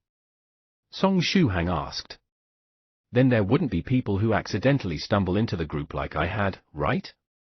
Is there a need to think about it? It's because it's simple and convenient. In the current day and age, why would anybody choose not to use the various tools to communicate online and instead choose to use 1,000-mile voice transmission? For example, look at the chatting app. You could send text messages, voice messages, and make video calls. The chat content could even be saved, making it convenient to look through past records. It even has minigames built in like farming, airplane shooting, and more. On the other hand, the 1,000-mile voice transmission magic has distance limitations. When multiple people use it at the same time, it would even cause confusion. If you were us, which would you choose? Medicine Master replied with a question. Using your point of view as an example, those brick-sized phones from decades ago and the smartphones of today are both long-range communication tools. However, I'll give you a choice right now. When you go out, would you like to bring out the brick-sized phone? Or would you bring a small, multi-purpose smartphone? If you choose the brick-sized phone, I can only say that you must be too damn bored. Senior, that makes a lot of sense. Song Shuhang sighed. He was speechless. Speaking of which, you need to remember to upgrade the field in your farm when you get back. It's so tough to wait for your fruits to ripen, it takes so much time. If you have spare time, finish learning driving as soon as possible. You only have so many qi and blood pills on hand, it's not enough at all. So, don't think of rejecting North River anymore. Just accept this cruel reality. Medicine Master closed his notebook and instructed Shuhang with sincere and earnest feelings. Song Shuhang. If you find any errors, ads pop up, ads redirect, broken links, non-standard content, etc., please let us know a report chapter, so we can fix it as soon as possible. Chapter 100, Strange Dream. Chapter 100, Strange Dream. At 5 p.m., Shuhang said goodbye to Medicine Master and headed back to the city. On his way back, Shuhang received a message from Yangda. The message was about the 5 kilometers competition's results, where Shuhang was undoubtedly the champion. However, because Shuhang wasn't present, that fellow Jiao Mumu excitedly received the medal in his place. After that, Yangda also asked if he had returned from the medicinal store, and if he wanted to have dinner with everyone. Come to think of it, after the sports competition, I'm supposed to treat Yangda to the 10 fragrances fish head. It was all thanks to his investigation that I was able to catch Alta Master. He would have very likely escaped otherwise. It's also about time that I register for driving lessons. Also, should I acquire the membership of the chatting app to quicken the growth of my virtual farm? He had not played such an old farm game in a long time. Now, whenever he opens the chatting app, he'd play a little when he's in the mood. Otherwise, he'd just leave the game to run by itself. However, now that so many seniors in the 9 provinces, one group are playing this game, Song Shuhang had no choice but to consider whether he should start playing this game again. Perhaps one day, one of the seniors in the chat group would be very pleased from stealing vegetables from his farm, and give him some unexpected gifts in return. Although this is very improbable, it is still possible. Anyway, this is just a farming game and playing it a little will not take up too much time. If I can reap some benefits, that would be great. I have a lot of things to do. Shuhang replied to Yonder with a message, but I'm already back, tell me where you guys are and I will be right there. Then, he jogged all the way back to the university city. After they had dinner together, the four of them had no other plans, so they returned to the dormitory to play games. There were too many events that occurred today. In the morning there was the 5 kilometers run, then there was the long and arduous journey to find Altar Master and killing him, upon which Zhao Yaya dragged him to the hospital for checkup. After all that, he had also experienced all kinds of complicated situations. Thus, even though he had the qi and blood pill in hands, Song Shuhang still did not have enough energy to try it. After accompanying his roommates for a few games, he crawled into bed and slept early. He was really exhausted. Before sleeping, Shuhang collected the last bit of his mental energy, entered the alertness state, becoming attentive to his surroundings. Soon afterwards, he entered the dream world. During the first half of the night, Shuhang was sound asleep. During the second half of the night, he had an interesting dream. Within the dream, Song Shuhang returned to the ancient times of Huaxia. The specific era was unknown. However, through the pedestrian's clothing and the various buildings, he could tell he was in the ancient past. He then noticed that he was the son of a coffin seller. The young kid within the dream had a spiritless face, perhaps it was because he was constantly in contact with coffins. What kind of weird dream is this? Shuhang secretly ridiculed himself. Everyone says that your dreams at night are determined by your thoughts in daytime. However, I didn't even have such thoughts during the day, right? Within the dream, years had already gone by. One day, when he was around 4 or 5 years old, a sagely priest passed through his small village. Noticing his natural talent, the priest wanted to take him in as a disciple. The boy didn't let him down, he decided to become the priest's disciple and left without even thinking about how hurt his father, the coffin seller, would be. It was only after following the priest and practicing for a few years that he found out that his own master was a loose practitioner who had fortunately obtained a set of incomplete techniques called the Ghost Sect's Ghost Summon, which he assiduously practiced till now. However, the technique was incomplete and he was barely able to reach the second stage. After a few more years, that old priest was killed. Because they were evil path ghost practitioners who would frequently create angry ghosts, the old priest was chopped to pieces without leaving a corpse. The man in the dream could only rely on himself now. After the old priest died, he changed greatly. He started to become very cautious. As his strength grew, his courage only shrank. Later on, his life followed the pattern of the villains of fictional stories. In order to move up a realm, he exhausted all of his methods trying to cultivate various evil demonic spirits by looking for places to nurture ghosts.